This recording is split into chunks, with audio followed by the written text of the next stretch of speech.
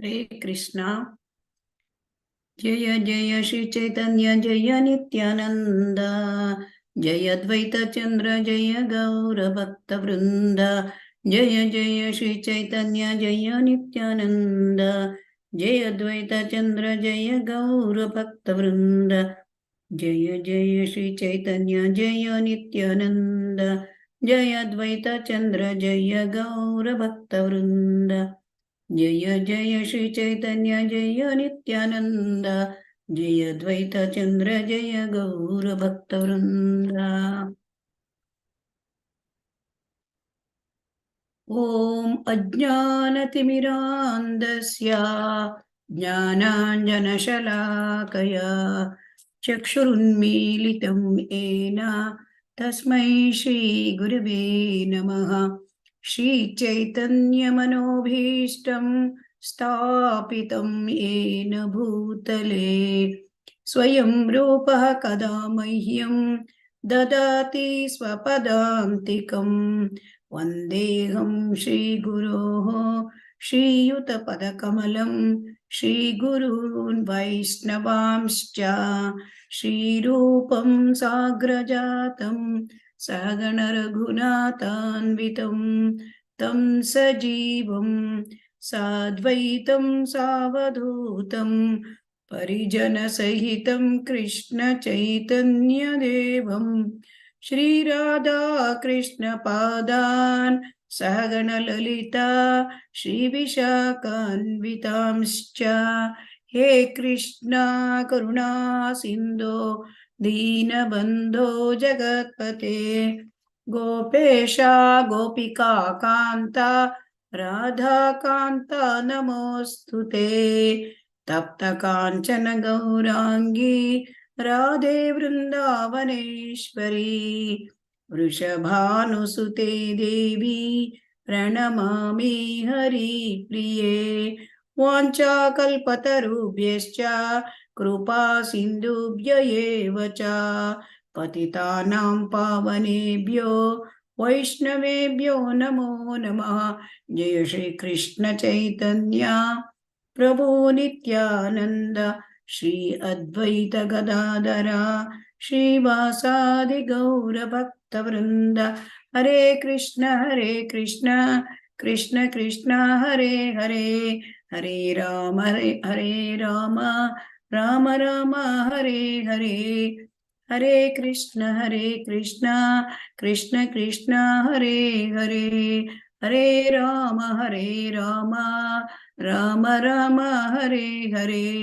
हरे कृष्ण कृष्ण कृष्ण हरे हरे, हरे राम राम राम हरे हरे। श्री श्री राधा गोविंद की जय, श्री श्री गौरनिताय की जय, ಶ್ರೀಲ ಪ್ರಭುಪಾದ ಕಿ ಜೈ। ಹರೇ ಕೃಷ್ಣ, ಎಲ್ಲರಿಗೂ ಸ್ವಾಗತ. ಇಸ್ಕಾನ್ ಮಂಗಳೂರು ಅವರು ಆಯೋಜಿಸಿರುವ ಶ್ರೀ ಚೈತನ್ಯ ಶಿಕ್ಷಾಮೃತ ತರಗತಿಗೆ ಎಲ್ಲರಿಗೂ ಸ್ವಾಗತ. ಹರೇ ಕೃಷ್ಣ. ಇಂದು ಅಧ್ಯಾಯ 8 ಅವತಾರಗಳು. ಹರೇ ಕೃಷ್ಣ. ನಿನ್ನೆಯ ದಿವಸ ನಾವು ಏನು ಕಲ್ತಿದ್ದೀವಿ? ಯಾರು ಬ್ರೀಫ್ ಆಗಿ ಹೇಳ್ತೀರಿ? ಹರೇ ಕೃಷ್ಣ. ಹರೇ ಕೃಷ್ಣ. ಹರೇ ಕೃಷ್ಣ.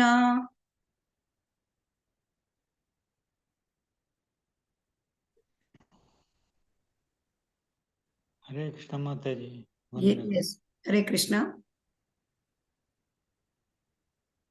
ನಿನ್ನೆ ದಿವಸ ನಾವು ಏನು ಕಲ್ತಿದ್ದೇವೆ? ಬ್ರೀಫ್ ಆಗಿ ಯಾರು ಹೇಳ್ತೀರಿ? ಹರೇ ಕೃಷ್ಣ. ಹರೇ ಕೃಷ್ಣ. ಕೇಳ್ತಾ ಉಂಟಾ?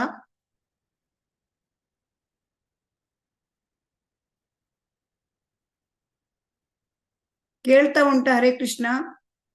ಹೌದು ಮಾತಾಜಿ. ಮತ್ತೆ ಯಾರು ಆನ್ಸರ್ ಹೇಳ್ತಾ ಇಲ್ವಲ್ಲ? ಕೇಳಿಸ್ತಾ ಇದೆಯಾ ಮಾತಾಜಿ? ಕೇಳ್ತಾ ಇದೆ. ಸ್ವಯಂ ರೂಪ ಅಂದ್ರೆ ಮೂಲ ರೂಪ. ಕೃಷ್ಣಂದು ಮೂಲ ರೂಪ. ಆಮೇಲೆ ತಲೆ ಕೃಷ್ಣ. ಹರೇ ಕೃಷ್ಣ. ತದೇಕಾತ್ಮ ರೂಪ ಆವೇಶ ರೂಪ ಹ್ಮ್ ಪ್ರಭಾವ ವಿಭಾವ ಅಂತ ಮತ್ತೆ ಇದಾಗಿದೆ. ವಿಭಾವದ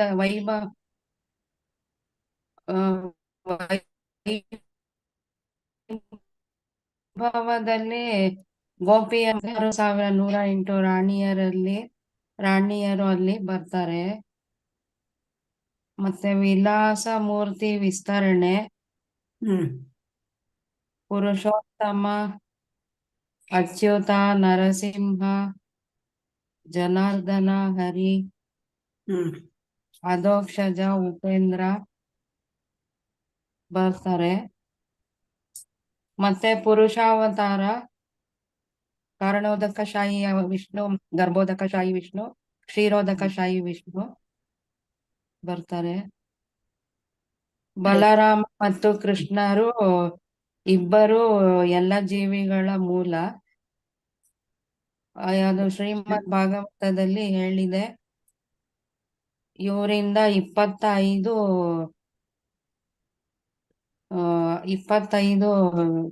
ಹೆಸರು ಕೊಟ್ಟಿದ್ದಾರೆ. ಕುಮಾರರು, ನಾರದ, ವರಾಹ ಆ ತರ ಕೊಟ್ಟಿದ್ದಾರೆ. 14 ಮನ್ವಂತರಗಳು ಬರುತ್ತೆ. ಹರೇ ಕೃಷ್ಣ. ಸೊ ನಿನ್ನೆ ನಾವು ನೋಡಿದ್ದೇವೆ ಸ್ವಯಂ ರೂಪ ಅಂದ್ರೆ ಆಧ್ಯಾತ್ಮಿಕ ರೂಪ, ಅಲೌಕಿಕ ರೂಪದಲ್ಲಿ 3 ರೀತಿ ಕೃಷ್ಣ ಪ್ರಕಟಗೊಳ್ತಾನೆ. ಅವನೆಲ್ಲ ರೂಪಗಳು ಒಂದೇ, ಆದರೆ ಅಲೌಕಿಕ ರೂಪದಲ್ಲಿ ಸ್ವಯಂ ರೂಪ, ತದೇಕಾತ್ಮ ರೂಪ, ಆವೇಶ ರೂಪ ಅಂತ. ಸ್ವಯಂ ರೂಪದಲ್ಲಿ ಸ್ವಯಂ ಪ್ರಕಾಶ, ಸ್ವಯಂ ರೂಪ, ಅಲ್ಲಿ ಪ್ರಭಾವ ಮತ್ತು ವೈಭವ ವಿಸ್ತರಣೆಗಳು. ಆಮೇಲೆ ವೈಕುಂಠ ಲೋಕದ ವಿಸ್ತರಣೆಗಳು ಬರುತ್ತೆ. ವೈಕುಂಠ ಲೋಕದ ವಿಸ್ತರಣೆಗಳಲ್ಲಿ ಬಲರಾಮನಿಂದ ಸಂಕರ್ಷಣ, ಸಂಕರ್ಷಣನಿಂದ ನಾರಾಯಣನಿಂದ ಎರಡನೆಯ ಸಂಕರ್ಷಣ, ಎರಡನೆಯ ಸಂಕರ್ಷಣದಿಂದ ಪುರುಷಾವತಾರಗಳು ಬರುತ್ತೆ. ಸೊ ಪುರುಷಾವತಾರಗಳು ಬರ್ತಕ್ಕಂಥದ್ದು ಐಹಿಕ ಪ್ರಪಂಚದಲ್ಲಿ. ಇವತ್ತು ನಾವು ಈ ಪುರುಷ ಅವತಾರಗಳನ್ನ ನಾವು ನೋಡ್ತಾ ಇದ್ದೇವೆ. ಇಲ್ಲಿ ಅವತಾರಗಳು ಬರ್ತಕ್ಕಂಥದ್ದು ಸ್ವಾಂಶ ವಿಸ್ತರಣೆಗಳು ಐಹಿಕ ಪ್ರಪಂಚದಲ್ಲಿ. ಇವತ್ತು ಭಗವಾನ್ ಚೈತನ್ಯರು ಸನಾತನ ಗೋಸ್ವಾಮಿಯವರೊಂದಿಗಿನ ಮಾತುಕತೆಗಳನ್ನ ಮುಂದುವರಿಸ್ತಾ ಇದ್ದಾರೆ. ಐಹಿಕ ಜಗತ್ತಿಗೆ ಬರ್ತಕ್ಕಂಥ ಕೃಷ್ಣನ ವಿಸ್ತರಣೆಗಳನ್ನು ಅವತಾರಗಳು, ಇನ್ಕಾರ್ನೇಷನ್ಸ್ ಅಂತ ಕರೀತಾರೆ. ಅವತಾರ ಅಂತಂದ್ರೆ ಇಳಿದು ಬಂದವನು ಅಂತ. ಇಳಿದು ಬಂದವನು ಅಂತಂದ್ರೆ ಭಗವಂತ ವೈಕುಂಠ ಲೋಕದಿಂದ ತನ್ನ ಸಚ್ಚಿದಾನಂದ ಶರೀರ ವಿಗ್ರಹ, ಆ ಸಚ್ಚಿದಾನಂದ ರೂಪದಲ್ಲಿ ಆ ಐಹಿಕ ಪ್ರಪಂಚಕ್ಕೆ ಬರ್ತಾರೆ. ಸೊ ಇದು ಅವತಾರ. ಆಧ್ಯಾತ್ಮಿಕ ಆಕಾಶ ಅಂದ್ರೆ ವೈಕುಂಠ ಲೋಕಗಳಲ್ಲೂ ತುಂಬಾ ಅನೇಕ ಲೋಕಗಳಿವೆ. ಈ ವೈಕುಂಠ ಲೋಕಗಳಲ್ಲಿ ಈ ಸಂಕರ್ಷಣನಿಂದ ಈ ಕಾರಣೋದಕಶಾಹಿ ಪುರುಷರು ಬರ್ತಾರೆ. ಅದರಲ್ಲಿ ಮೊದಲು ಬರ್ತಕ್ಕಂಥದ್ದು ಕಾರಣೋದಕಶಾಹಿ ಅಥವಾ ವಿಷ್ಣು ಅಥವಾ ಮಹಾವಿಷ್ಣು. ಸೊ ಆದ್ರಿಂದ ಮಹಾವಿಷ್ಣು ಮೊದಲನೇ ಪುರುಷ ಅವತಾರ. ಕಾರಣೋದಕಶಾಹಿ ವಿಷ್ಣು ಅವನು ಪರಮಪುರುಷ, ದೇವೋತ್ತಮ ಪರಮಪುರುಷ.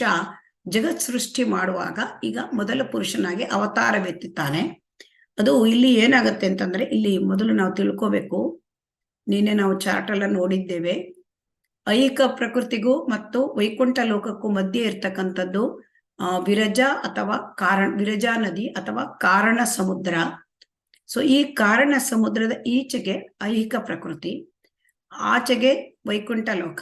ಸೊ ಹಾಗಾಗಿ ಇಲ್ಲಿ ವೈಕುಂಠ ಲೋಕದಲ್ಲಿ ಅಲ್ಲಿ ಕಾಲದ ಪ್ರಭಾವ ಇರೋದಿಲ್ಲ ವೈಕುಂಠ ಲೋಕಗಳ ಮೇಲೆ. ಮತ್ತೆ ಪ್ರಕೃತಿ ಗುಣಗಳು, ಸತ್ವರಜಸ್ತಮೋ ಗುಣಗಳು ಅಲ್ಲಿ ಪ್ರಭಾವ ಬೀರುವುದಿಲ್ಲ. ಮತ್ತು ವೈಕುಂಠ ಲೋಕಗಳಲ್ಲಿ ಮುಕ್ತ ಜೀವಿಗಳು ಭಗವಂತನ ಒಡನಾಡಿಯಾಗಿ ಇರುತ್ತಾರೆ. ಇನ್ನು ಐಹಿಕ ಪ್ರಪಂಚ ಅದು ಕಾರಣ ಸಮುದ್ರದ ಈಚೆಗೆ ಇರುತ್ತದೆ. ಸೊ ಇಲ್ಲಿ ಇದರಲ್ಲಿ ಮೊದಲನೇ ವಿಸ್ತಾರ ಆಗ್ತಕ್ಕಂಥದ್ದು ಪುರುಷ ಅವತಾರದಲ್ಲಿ ಮೊದಲನೇದು ಕಾರಣೋದಕಶಾಹಿ ವಿಷ್ಣು. ಸೊ ಕಾರಣೋದಕಶಾಹಿ ವಿಷ್ಣು ಅವರು ಅವತಾರ ಎತ್ತುವುದು ಸಂಕರ್ಷಣನಿಂದ ವಿಸ್ತರಣೆ. ಸೊ ಸಂಕರ್ಷಣನಿಂದ ಬಂದ ಕೂಡಲೇ 16 ಪೀಠಿಕಾ ರೂಪದಲ್ಲಿ ಶಕ್ತಿಗಳನ್ನು ಅಭಿವ್ಯಕ್ತಿಪಡಿಸ್ತಾರೆ. ಅಂದ್ರೆ ಅವರು ಬಂದಿರ್ತಕ್ಕಂಥದ್ದು ಐಹಿಕ ಲೋಕಗಳ ಸೃಷ್ಟಿಗಾಗಿ ಬಂದಿದ್ದಾರೆ. ಸೊ ಹಾಗಾಗಿ ಅವರು 16 ಮೂಲ ಅದನ್ನ ಮೂಲ ಪೀಠಿಕಾ ವಸ್ತುಗಳನ್ನ ಶಕ್ತಿಗಳನ್ನ ಅಭಿವ್ಯಕ್ತಗೊಳಿಸ್ತಾರೆ. ಈ 16 ಮೂಲ ಪೀಠಿಕಾ ಇದು ಅಂತಂದ್ರೆ 5 ಪಂಚಮಹಾಭೂತಗಳು, 5 ಅಂದ್ರೆ ಪಂಚಮಹಾಭೂತಗಳು ಮತ್ತು 11 ಇಂದ್ರಿಯಗಳು, ಮನಸ್ಸನ್ನು ಸೇರಿಸಿ 11 ಇಂದ್ರಿಯಗಳು, ಒಟ್ಟು 16 ಶಕ್ತಿಗಳನ್ನು ಅಭಿವ್ಯಕ್ತಿಗೊಳಿಸ್ತಾರೆ. ಸೊ ಹಾಗಾಗಿ ಅವರು ಮಹಾವಿಷ್ಣು ಕಾರಣ ಸಮುದ್ರದಲ್ಲಿ ಅಲ್ಲಿ ಅವರು ಪವಡಿಸಿರ್ತಾರೆ. ಜಗತ್ತಿನ ಐಹಿಕ ಜಗತ್ತಿನ ಮೂಲ ಅವತಾರ ಅವರು. ಅವರು ಈ ಕಾರಣೋದಕಶಾಹಿ ವಿಷ್ಣು ಕಾಲ, ಪ್ರಕೃತಿ ಮತ್ತೆ ಮನಸ್ಸು, ಅಹಂಕಾರ, ಪಂಚಮಹಾಭೂತಗಳು, 3 ಪ್ರಕೃತಿಯ ಗುಣಗಳು, ಇಂದ್ರಿಯಗಳು, ಕಾರ್ಯಕಾರಣ ಸಂಬಂಧ ಹಾಗೂ ವಿರಾಟ್ ರೂಪ, ಇವೆಲ್ಲಕ್ಕೂ ಅವರು ಒಡೆಯ. ಸೊ ಹಾಗಾಗಿ ಐಹಿಕ ಜಗತ್ತಿನ ಇರ್ತಕ್ಕಂತಹ ಎಲ್ಲ ಚರಾಚರ ವಸ್ತುಗಳ ಒಡೆಯ ಈ ಕಾರಣೋದಕಶಾಹಿ ವಿಷ್ಣು. ಅವರು ಸಂಪೂರ್ಣ ಸ್ವತಂತ್ರರು ಆಗಿದ್ದಾರೆ. ಇವರು ಕೃಷ್ಣನ ಸ್ವಾಂಶ ವಿಸ್ತರಣೆ. ಹೇಗೆ ಕೇಳಿದ್ರೆ, ಕೃಷ್ಣನಿಂದ ಬಲರಾಮ, ಬಲರಾಮನಿಂದ ಸಂಕರ್ಷಣ, ಮೊದಲನೇ ಸಂಕರ್ಷಣದಿಂದ ನಾರಾಯಣ, ನಾರಾಯಣನಿಂದ 2ನೇ ಸಂಕರ್ಷಣ, ಅವರಿಂದ ಈ ಕಾರಣೋದಕಶಾಹಿ ವಿಷ್ಣು. ಸೊ ಹಾಗಾಗಿ ಅವರು ಕೃಷ್ಣನ ಸ್ವಾಂಶ ವಿಸ್ತರಣೆ. ಹಾಗಾಗಿ ಅವರು ಪೂರ್ಣ ಸ್ವತಂತ್ರರು ಮತ್ತು ಒಡೆಯರು ಈ ಐಹಿಕ ಲೋಕಕ್ಕೆ. ಹೇಗೆ ಇಲ್ಲಿ ಸೃಷ್ಟಿಯಾಗತ್ತೆ ಅಂತ ನೋಡೋಣ. ಐಹಿಕ ಪ್ರಕೃತಿ ಅದು 2 ರೀತಿ ಇರ್ತದೆ, ಮಾಯೆ ಮತ್ತು ಪ್ರಧಾನ ಅಂತ. ಐಹಿಕ ಪ್ರಕೃತಿಯಲ್ಲಿ 2 ಸ್ಥಾನಗಳ ಮೂಲಕ ಕೆಲಸ ಮಾಡುತ್ತೆ.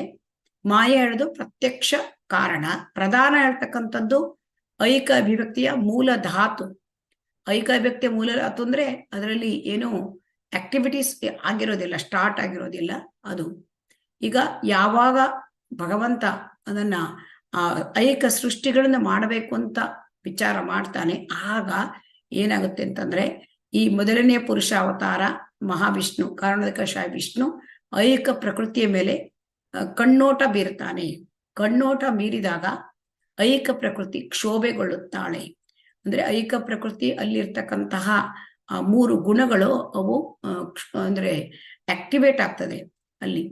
ಸೊ ಹಾಗಾಗಿ ಅಲ್ಲಿ ಈ ರೀತಿ ಕಣ್ಣೋಟ ಬೀರಿದಾಗ ಆ ಕಾರಣೋದಕಶಾಹಿ ವಿಷ್ಣು ಆ ಪ್ರಕೃತಿಯಲ್ಲಿ ಅದನ್ನ ಜೀವಿಗಳನ್ನ ಇಡ್ತಾರೆ. ಅಂದ್ರೆ ಅದಕ್ಕೆ ಗರ್ಭಾಧಾನ ಅಂತ ಹೇಳ್ತಾರೆ. ಇಲ್ಲಿ ನಾವು ತಿಳ್ಕೊಬೇಕಾಗಿದ್ದು ಏನಂತಂದ್ರೆ, ಪ್ರಕೃತಿಯಲ್ಲಿ ಗರ್ಭಾಧಾನ ಮಾಡೋದಕ್ಕೆ ಅವರು ಕಣ್ಣೋಟದಿಂದ ಮಾಡ್ತಾರೆ. ಅದಕ್ಕೆ ಬೇರೆ ಇಲ್ಲಿ ಐಹಿಕ ಲೋಕಗಳಲ್ಲಿ ಇರ್ತಕ್ಕಂತಹ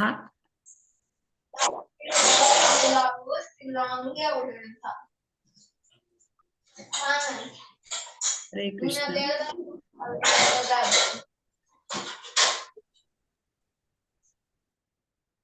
ಐಹಿಕ ಲೋಕದಲ್ಲಿ ಇರ್ತಕ್ಕಂತಹ ಕ್ರಿಯೆ ಆತರ ಅಲ್ಲ.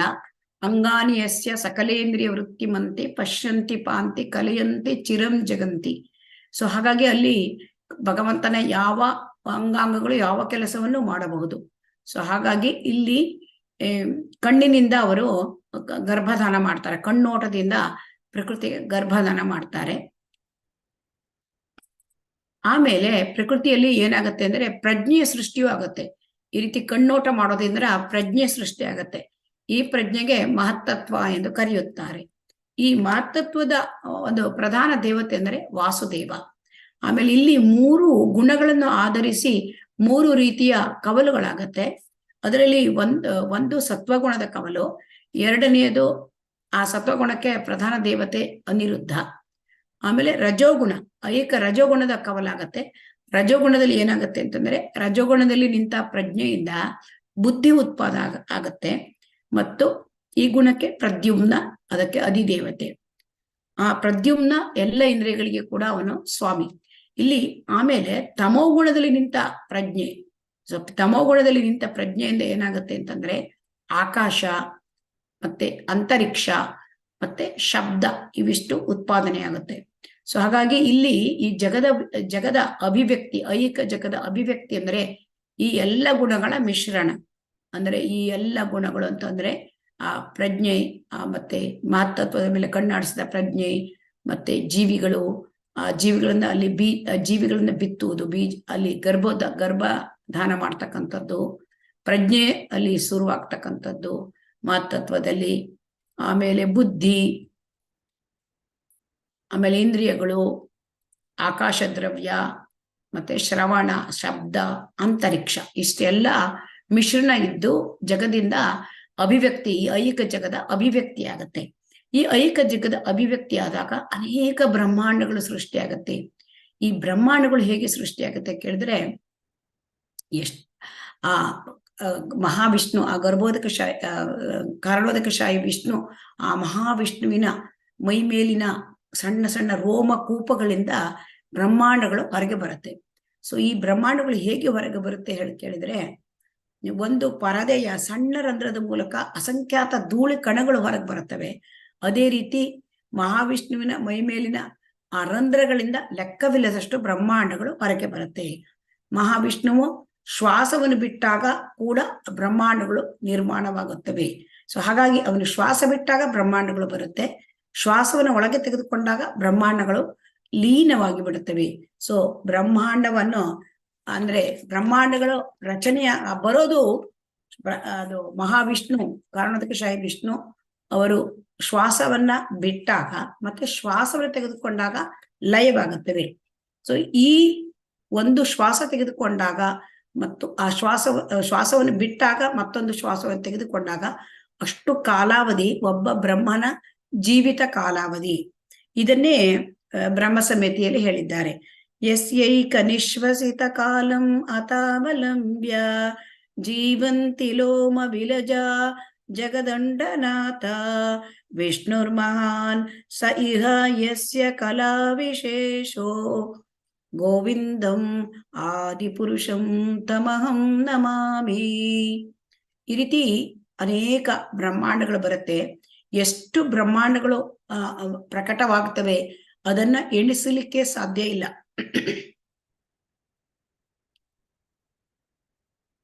ಹಾಗಾಗಿ ಇಲ್ಲಿ ಈ ರೀತಿಯಾಗಿ ಬ್ರಹ್ಮಾಂಡದ ಸೃಷ್ಟಿಯಾಗತ್ತೆ. ಮತ್ತೆ ಅಲ್ಲಿ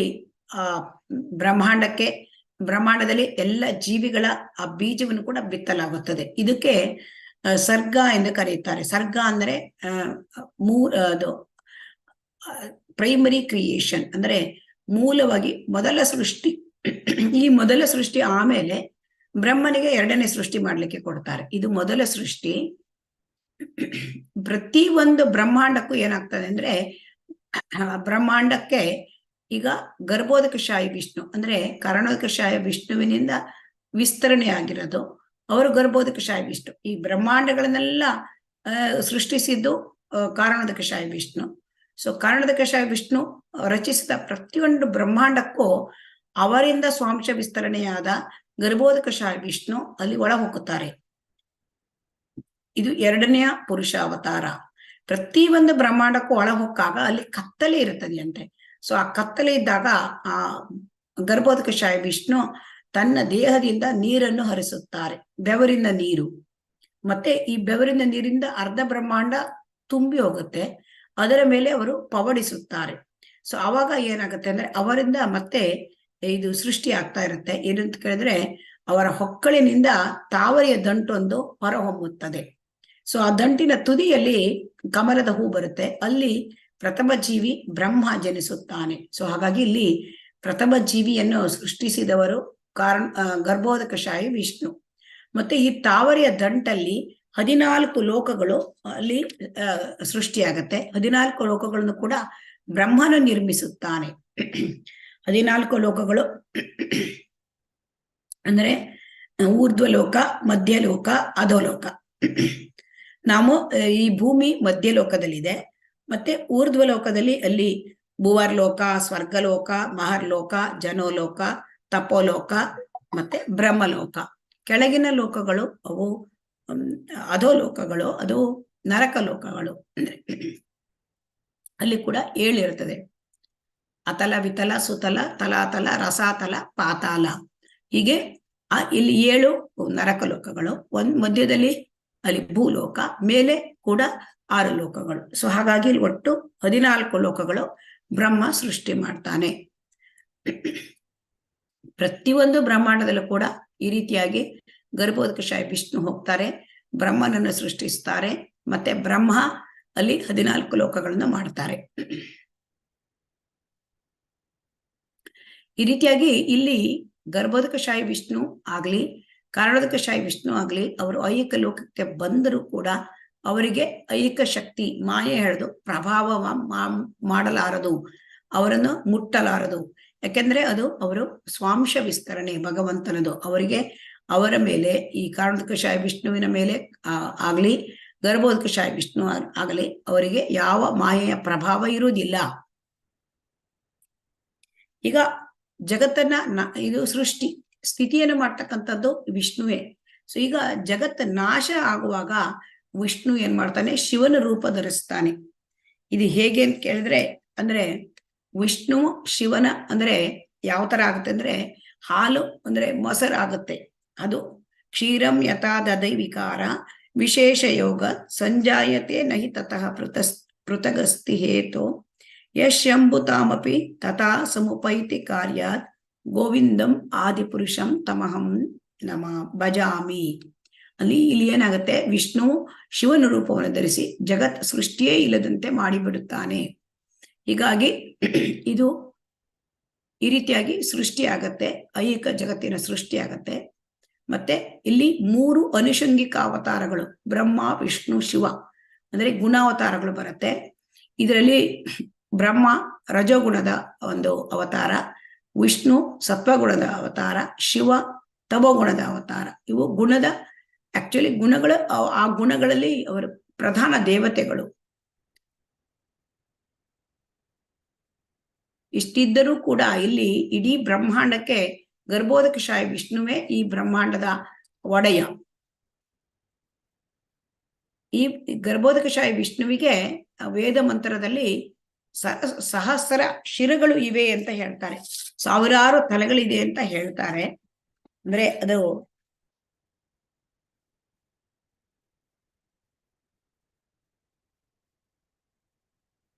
ಆ ವೇದ ಮಂತ್ರಗಳಲ್ಲಿ ಏನ್ ಹೇಳ್ತಾರೆ ಅಂದ್ರೆ, ಸಹರ್ಷ ಶೀರ್ಷಾಹ ಪುರುಷಃ ಸಹಸ್ರಾಕ್ಷ ಸಹಸ್ರಪಾತ್ ಸ ಭೂಮಿಂ ವಿಶ್ವತೋ ವೃತ್ತತ್ಯತಿ ತಿಷ್ಟ ದಶಾಂಗುಲಂ. ಅಂದ್ರೆ ಸಾವಿರಾರು ತಲೆಗಳು, ಸಾವಿರಾರು ಕಣ್ಣುಗಳು, ಸಹಸ್ರಾರು ಪಾದಗಳು ಎಲ್ಲ ಇರುತ್ತದೆ ಅಂತ ಅಲ್ಲಿ ವೇದಗಳಲ್ಲಿ ಹೇಳ್ತಾರೆ, ವೇದ ಮಂತ್ರದಲ್ಲಿ. ಈಗ ಪ್ರತಿಯೊಂದು ಬ್ರಹ್ಮಾಂಡದಲ್ಲಿ ಗರ್ಭೋದಕಶಾಹಿ ವಿಷ್ಣುವಿನಿಂದ ಇರ್ತಾನೆ, ಅವರಿಂದ ವಿಸ್ತರಣೆಯಾಗಿ ಕ್ಷೀರೋದಕಶಾಹಿ ವಿಷ್ಣು ಬರ್ತಾರೆ. ಇದು 3ನೇ ಅವತಾರ. ಇದು ಈ ಕ್ಷೀರೋದಕಶಾಹಿ ವಿಷ್ಣು ಕೂಡ ಸತ್ವಗುಣದ ಅವತಾರವೇ ಆಗಿದೆ. ಇವನು ಎಲ್ಲ ಜೀವಿಗಳ ಪರಮಾತ್ಮ. ಕ್ಷೀರೋದಕಶಾಹಿ ವಿಷ್ಣು ಪರಮಾತ್ಮನಾಗಿ ಎಲ್ಲ ಜೀವಿಗಳ ಹೃದಯದಲ್ಲಿ ಇರ್ತಾನೆ. ಮತ್ತು ಕ್ಷೀರೋದಕಶಾಹಿ ವಿಷ್ಣುವು ಬ್ರಹ್ಮಾಂಡದಲ್ಲಿ ಕ್ಷೀರ ಸಾಗರದಲ್ಲಿ ವಾಸಿಸುತ್ತಾನೆ. ಈ ರೀತಿಯಾಗಿ ಚೈತನ್ಯ ಮಹಾಪ್ರಭುಗಳು ಪುರುಷ ಅವತಾರಗಳನ್ನು ಕುರಿತು ವರ್ಣಿಸಿದರು. ಕ್ಷೀರೋದಕಶಾಹಿ ವಿಷ್ಣುವಿಗೂ ಕೂಡ ಅವರು ಅವರಿಗೂ ಕೂಡ ಮಾಯೆಯ ಒಂದು ಪ್ರಭಾವ ಇರುವುದಿಲ್ಲ. ರೀತಿ ಸೃಷ್ಟಿಯನ್ನ ನಾವು ತಿಳ್ಕೊಳ್ಬೇಕು ಅಂತಂದ್ರೆ, ಸೃಷ್ಟಿಯಲ್ಲಿ ಐಹಿಕ ಸೃಷ್ಟಿ ಆಗೋದು ಒಟ್ಟು 3 ಅವತಾರಗಳು. ಒಂದು ಕಾರಣೋದಕಶಾಹಿ ವಿಷ್ಣು, ಆಮೇಲೆ ಅವರಿಂದ ಗರ್ಭೋದಕಶಾಹಿ ಅನೇಕ ಬ್ರಹ್ಮಾಂಡಗಳನ್ನು ಸೃಷ್ಟಿ ಮಾಡ್ತಾರೆ, ಮತ್ತು ಅಲ್ಲಿ ಐಹಿಕ ಪ್ರಕೃತಿಯ ಮೇಲೆ ಜೀವಿಗಳನ್ನ ಆ ಜೀವಿಗಳ ಬೀಜವನ್ನು ಬಿತ್ತುತ್ತಾರೆ. ಮತ್ತೆ ಈ ಬ್ರಹ್ಮಾಂಡಗಳ ಮೇಲೆ 2ನೆಯ ಪುರುಷ ಅವತಾರ ಅಂದರೆ ಕಾರಣೋದಕಶಾಹಿ ವಿಷ್ಣುವಿನ ವಿಸ್ತರಣೆ, ಸ್ವಾಂಶ ವಿಸ್ತರಣೆ ಗರ್ಭೋದಕಶಾಹಿ ವಿಷ್ಣು ಹೋಗುತ್ತಾರೆ, ಮತ್ತು ಅವರಿಂದ ಅಲ್ಲಿ ಬ್ರಹ್ಮನ ಸೃಷ್ಟಿ ಮಾಡ್ತಾರೆ. ಬ್ರಹ್ಮನಿಂದ 14 ಲೋಕಗಳು ಸೃಷ್ಟಿಯಾಗುತ್ತವೆ. ಇಲ್ಲಿಂದ ಆಮೇಲೆ ಗರ್ಭೋದಕಶಾಹಿ ವಿಷ್ಣುವಿನಿಂದ ಕ್ಷೀರೋದಕಶಾಹಿ ವಿಷ್ಣು ಅವರು ಬರ್ತಾರೆ, ಮತ್ತು ಅವರು ಎಲ್ಲ ಜೀವಿಗಳಲ್ಲಿ ಅವರು ಪರಮಾತ್ಮನಾಗಿ ಅಲ್ಲಿ ಇರ್ತಾರೆ, ಎಲ್ಲ ಜೀವಿಗಳಲ್ಲಿಯೂ ಕೂಡ. ಸೊ ಹಾಗಾಗಿ ನಾವು ಮುಖ್ಯವಾಗಿ ತಿಳಿದುಕೊಳ್ತಕ್ಕಂಥದ್ದು ಈ ಐಹಿಕ ಲೋಕಗಳಲ್ಲಿ 3 ಅವತಾರಗಳು. ವಿಷ್ಣುಸ್ತು 3 ರೂಪಾಣಿ ಪುರುಷಾಖ್ಯಾನಿ ಅಥೋ ವಿದುಹು ಏಕಂತು ಮಹತ್ ಪೃಷ್ಟಃ ದ್ವಿತೀಯಂತು ಅಂಡ ಸಂಸ್ಥಿತಿ ತೃತೀಯಂ ಸರ್ವಭೂತಸ್ಥಂ ತಾನಿ ಜ್ಞಾತ್ವಾ ವಿಮುಚ್ಯತಿ ಹಾಗಾಗಿ ನಾವು ತಿಳ್ಕೊಳ್ಬೇಕು, ಈ 3 ಅವತಾರಗಳನ್ನು ತಿಳ್ಕೊಂಡ್ರೆ ನಿಮಗೆ ಐಕ್ಯದಿಂದ ಬಿಡುಗಡೆ ಆಗುತ್ತಂತೆ. ಸೊ ಹಾಗಾಗಿ ಇಲ್ಲಿ ಮುಖ್ಯವಾಗಿ ಬರ್ತಕ್ಕಂಥದ್ದನ್ನ ಕಾರಣೋದಕಶಾಹಿ ವಿಷ್ಣು ಸೃಷ್ಟಿ ಮಾಡ್ತಾರೆ. ಆಮೇಲೆ ಗರ್ಭೋದಕಶಾಹಿ ವಿಷ್ಣು ಅವರು ಅಲ್ಲಿ ಹೋಗಿ ಪ್ರತಿಯೊಂದು ಬ್ರಹ್ಮಾಂಡದಲ್ಲಿ ಇರ್ತಾರೆ. ಆಮೇಲೆ ತೃತೀಯ ಅವತಾರ ಅದು ಕ್ಷೀರೋದಕಶಾಹಿ ವಿಷ್ಣು ಪರಮಾತ್ಮನಾಗಿ ಇರ್ತಾರೆ. ಈ ರೀತಿಯಾಗಿ ಚೈತನ್ಯ ಮಹಾಪ್ರಭುಗಳು ಈ ಎಲ್ಲ ವಿಚಾರಗಳನ್ನು ತುಂಬಾ ವಿಶದವಾಗಿ ಸನಾತನ ಗೋಸ್ವಾಮಿಯವರಿಗೆ ಬೋಧಿಸಿದರು. ಇದಾದ ಬಳಿಕ ಭಗವಾನ್ ಚೈತನ್ಯರು ಲೀಲಾವತಾರಗಳು ಅಥವಾ ಕ್ರೀಡಾ ಅವತಾರಗಳನ್ನು ಕುರಿತು ವರ್ಣಿಸುತ್ತಾ ಇವುಗಳಿಗೆ ಮಿತಿಯೇ ಇಲ್ಲವೆಂದು ಹೇಳಿದರು. ಲೀಲಾವತಾರಗಳಿಗೆ ಮಿತಿಯೇ ಇಲ್ಲವಂತೆ. ಸೊ ಹಾಗಾಗಿ ಅದರಲ್ಲಿ ಮುಖ್ಯವಾಗಿ ಮತ್ಸ್ಯಾವತಾರ, ಕೂರ್ಮಾವತಾರ, ರಘುನಾಥ ಅಂದ್ರೆ ರಾಮ ಅವತಾರ, ನರಸಿಂಹ ಅವತಾರ, ವರಾಹ ಅವತಾರ ಮತ್ತು ವಾಮನನ ಅವತಾರಗಳನ್ನು ಕುರಿತು ಅವರು ಮಾತನಾಡಿದರು. ಆಮೇಲೆ ಗುಣಾವತಾರಕ್ಕೆ ಅವರು ಹೇಳ್ತಾರೆ. ಗುಣಾವತಾರ ಅಂದ್ರೆ ಬ್ರಹ್ಮ, ವಿಷ್ಣು ಮತ್ತು ಶಿವ 3 ಇದೆ. ಬ್ರಹ್ಮ ಜೀವಿಗಳಲ್ಲಿ ಒಬ್ಬ, ಅದು ಜೀವತತ್ವ ಬ್ರಹ್ಮ. ಸೊ ಜೀವತತ್ವ ಅಂದ್ರೆ ತುಂಬಾ ಅವನು ಪುಣ್ಯ ಮಾಡಿದ ಜೀವಿ. ಸೊ ಹಾಗಾಗಿ ಮತ್ತು ಬಹಳ ಭಕ್ತಿ ಸೇವೆ ಮಾಡಿ ಬಹಳ ಶಕ್ತಿ ಉಳ್ಳವನು. ಸೊ ಅವನನ್ನ ಚೂಸ್ ಮಾಡ್ತಾರೆ. ಯಾರು ಅತ್ಯಂತ ಅಂದ್ರೆ ಪುಣ್ಯ ಜೀವಿ ಇರ್ತಾನೆ ಅವರನ್ನು ಭಗವಂತ ಆ ಜೀವಿಯನ್ನು ಬ್ರಹ್ಮನನ್ನಾಗಿ ಮಾಡ್ತಾರೆ. ಮತ್ತು ಆ ಬ್ರಹ್ಮ ರಜೋಗುಣದ ಅಧಿಪತಿ. ಈ ರೀತಿಯಾಗಿ ಈ ಬ್ರಹ್ಮನಿಗೆ ಗರ್ಭೋದಕಶಾಹಿ ವಿಷ್ಣು ಅಸಂಖ್ಯಾತ ಜೀವಿಗಳನ್ನು ನಿರ್ಮಾಣ ಮಾಡುವ ಅಧಿಕಾರ ಕೊಟ್ಟಿದ್ದಾರೆ. ಯಾಕಂದ್ರೆ ಅವ್ರಿಗೆ ಬ್ರಹ್ಮ ಇಲ್ಲಿ ಪ್ರೈಮರಿ ಮೂಲ ಸರ್ಗ, ಮೂಲ ಸೃಷ್ಟಿ ಕಾರಣೋದಕಶಾಹಿ ವಿಷ್ಣು ಮಾಡಿರ್ತಾರೆ. ಅವರು ಅದರ ಮೇಲೆ ಈ ಬ್ರಹ್ಮ ಪ್ರತಿಯೊಬ್ಬರಿಗೂ ಜೀವಿಗಳನ್ನು ನಿರ್ಮಾಣ ಮಾಡ್ತಾರೆ. ಸೆಕೆಂಡರಿ ಅಂದ್ರೆ ವಿಸರ್ಗವನ್ನು ಮಾಡ್ತಾರೆ, ಸೆಕೆಂಡರಿ ಕ್ರಿಯೇಷನ್. ಬ್ರಹ್ಮ ಸಮಿತಿಯಲ್ಲಿ ಬ್ರಹ್ಮನನ್ನು ಸೂರ್ಯನ ಕಿರಣಗಳು ಪ್ರಭಾವಿಸುವ ಆಭರಣಗಳಿಗೂ ಸೂರ್ಯನನ್ನು ಪರಮಪ್ರಭು ಗರ್ಭೋದಕಶಾಹಿ ವಿಷ್ಣುವಿಗೂ ಹೋಲಿಸಲಾಗಿದೆ. ಒಮ್ಮೊಮ್ಮೆ ಏನಾಗತ್ತೆ ಅಂತಂದ್ರೆ ಕೆಲವೊಂದು ಕಲ್ಪಗಳಲ್ಲಿ ಬ್ರಹ್ಮನ ಸ್ಥಾನವನ್ನು ನಿರ್ವಹಿಸ್ತಕ್ಕಂತಹ ಜೀವಿ ಸಿಗೋದಿಲ್ಲ. ಆಗ ಗರ್ಭೋದಕಶಾಹಿ ವಿಷ್ಣುವೇ ಬ್ರಹ್ಮನಾಗಿ ಕಾರ್ಯನಿರ್ವಹಣೆ ಮಾಡ್ತಾರೆ. ಸೊ ಬ್ರಹ್ಮ ಸರಿಯಾದ ವ್ಯಕ್ತಿ ಬ್ರಹ್ಮನ ಪೋಸ್ಟಿಗೆ ಸಿಗದೆ ಹೋದರೆ ಗರ್ಭೋದಕಶಾಹಿ ವಿಷ್ಣು ಅವರೇ ಕೂಡ ಬ್ರಹ್ಮನಾಗ್ಬಿಡ್ತಾರೆ. ಆಮೇಲೆ ಶಿವನಾಗಿ ವಿಸ್ತರಣೆ ಮಾಡ್ಕೊಳ್ತಕ್ಕಂಥದ್ದು ಪರಮಪ್ರಭುವು. ಅವರು ಬ್ರಹ್ಮಾಂಡವನ್ನ ವಿನಾಶ ಮಾಡ್ತಾರೆ. ಆಮೇಲೆ ಶಿವ ಮಾಯೆಯ ಜೊತೆ ಕೂಡಿ ಅನೇಕ ರೂಪಗಳನ್ನ ಧರಿಸ್ತಾರೆ. ಅಲ್ಲಿ ಅಂದ್ರೆ 11 ರುದ್ರರು, ಏಕಾದಶ ರುದ್ರರನ್ನ ಅಲ್ಲಿ ರುದ್ರರ ಅವರು ಸೃಷ್ಟಿಯಾಗತ್ತೆ. ಶಿವ ಜೀವತತ್ವಗಳ ಒಬ್ಬನಲ್ಲ, ಶಿವ ಜೀವತತ್ವವೂ ಅಲ್ಲ, ಶಿವ ವಿಷ್ಣು ತತ್ವವೂ ಅಲ್ಲ, ಅವೆರಡರ ಮಧ್ಯೆ ಇರ್ತಕ್ಕಂಥವ್ರು. ಸೊ ಹಾಗಾಗಿ ಅವರು ಹೆಚ್ಚು ಕಡಿಮೆ ಕೃಷ್ಣನೇ ಹೌದು. ಅಂದ್ರೆ ಕೆಲವರಲ್ಲಿ ಅವರಿಗೆ ತುಂಬಾ ಅಂದ್ರೆ ಬ್ರಹ್ಮನಿಗಿಂತ ಹೆಚ್ಚು ಶಕ್ತಿ ಇದೆ, ಆದ್ರೆ ವಿಷ್ಣುವಿನಷ್ಟು ಇಲ್ಲ. ಸೊ ಹಾಗಾಗಿ ಅವರಿಗೆ ಹೆಚ್ಚು ಕಡಿಮೆ ಕೃಷ್ಣನ ಆಗ್ತದೆ.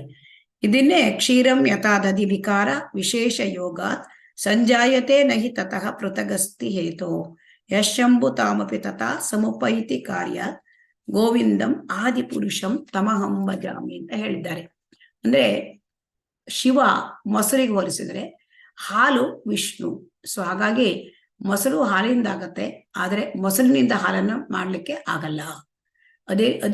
ಅದು ಶಿವನ ವಿಸ್ತರಣೆ. ಹಾಗಾಗಿ ಶಿವತತ್ವ ಅದು ಜೀವತತ್ವಕ್ಕಿಂತ ಮೇಲೆ, ವಿಷ್ಣು ತತ್ವಕ್ಕಿಂತ ಕೆಳಗೆ. ಹಾಗಾಗಿ ಈ ಶಿವನ ಕೆಲಸ ಅಂದ್ರೆ ತಮೋಗುಣದಲ್ಲಿ ಅಧಿದೇವತೆ ಮತ್ತು ಅದು ಪ್ರಳಯ ಮಾಡತಕ್ಕಂಥದ್ದು, ವಿನಾಶಕಾರಿ. ಅದು ಅವರಿಗೆ ಕೊಟ್ಟಿರ್ತಕ್ಕಂಥ ಕೆಲಸ. ಅವನು ಕೃಷ್ಣನಂತೆ ಕಾರ್ಯಭಾರಿ ಅಲ್ಲ. ಅದರಿಂದ ಕೃಷ್ಣನಲ್ಲಿ ನಾವೇನು ನೆಮ್ಮದಿ ಪಡ್ಕೊಳ್ತೇವೆ, ಆಧ್ಯಾತ್ಮಿಕ ನೆಮ್ಮದಿ, ಅದನ್ನು ನಾವು ಶಿವನಿಂದ ಪಡೆಯಲಾರೆವು. ಇದನ್ನು ತುಂಬಾ ಚೆನ್ನಾಗಿ ನಾವು ತಿಳ್ಕೊಳ್ಬೇಕು. ಈ ಇಬ್ಬರಲ್ಲಿ ಪ್ರಮುಖ ವ್ಯತ್ಯಾಸವೆಂದರೆ ಶಿವನಿಗೆ ಐಕ ಪ್ರಕೃತಿಯ ಸಂಪರ್ಕವಿದೆ, ಆದರೆ ವಿಷ್ಣು ಅಥವಾ ಭಗವಾನ್ ಕೃಷ್ಣನಿಗೆ ಐಕ ಪ್ರಕೃತಿಯೊಂದಿಗೆ ಯಾವುದೇ ನಂಟಿಲ್ಲ. ಅಂದ್ರೆ ಶಿವನಿಗೆ ಐಕ ಪ್ರಕೃತಿ ಇದೆ ಸಂಬಂಧ, ಆದರೆ ವಿಷ್ಣುವಿಗೆ ಇಲ್ಲ. ಶಿವನು ವೈಕಾರಿಕ, ತೈಜಸ ಮತ್ತು ತಾಮಸ ಎಂಬ 3 ಬಗೆಯ ಪರಿವರ್ತಿತ ಪ್ರಜ್ಞೆಯ ಮೊತ್ತ. ಅಂದ್ರೆ ಶಿವನಲ್ಲಿ 3 ರೀತಿಯ ಪ್ರಜ್ಞೆಗಳದ್ದು ಒಟ್ಟಿಗೆ ಇರ್ತದೆಯಂತೆ. ವೈಕಾರಿಕ ಅಂದ್ರೆ ಸತ್ವಗುಣದ್ದು, ತೈಜಸ ಅಂದ್ರೆ ರಜೋಗುಣದ್ದು, ಮತ್ತು ತಾಮಸ ಗುಣದ್ದು. ಆ 3 ರೀತಿಯ ಪ್ರಜ್ಞೆ ಇರುತ್ತೆ. ವೈಕಾರಿಕ ಅಂದ್ರೆ ಸಾತ್ವಿಕ ಅಹಂಕಾರ, ರಾಜಸ ತೈಜಸ ಅಂತಂದ್ರೆ ಅದು ರಾಜಸ ಅಹಂಕಾರ, ಆಮೇಲೆ ತಾಮಸ ಅಹಂಕಾರ. ಸೊ ಹೀಗೆ ಆಗತ್ತದೆ. ಆ 3 ಪ್ರಜ್ಞೆ ಒಟ್ಟಿಗೆ ಮೊತ್ತ ಶಿವ, ಅವೆಲ್ಲ ಕೂಡಿದ್ರೆ ಶಿವ ಅಂತ ಹೇಳ್ತಾರೆ. ಪ್ರತಿ ಬ್ರಹ್ಮಾಂಡಕ್ಕೂ ಕೂಡ ವಿಷ್ಣುವೇ ಸತ್ವಗುಣದ ಒಡೆಯ.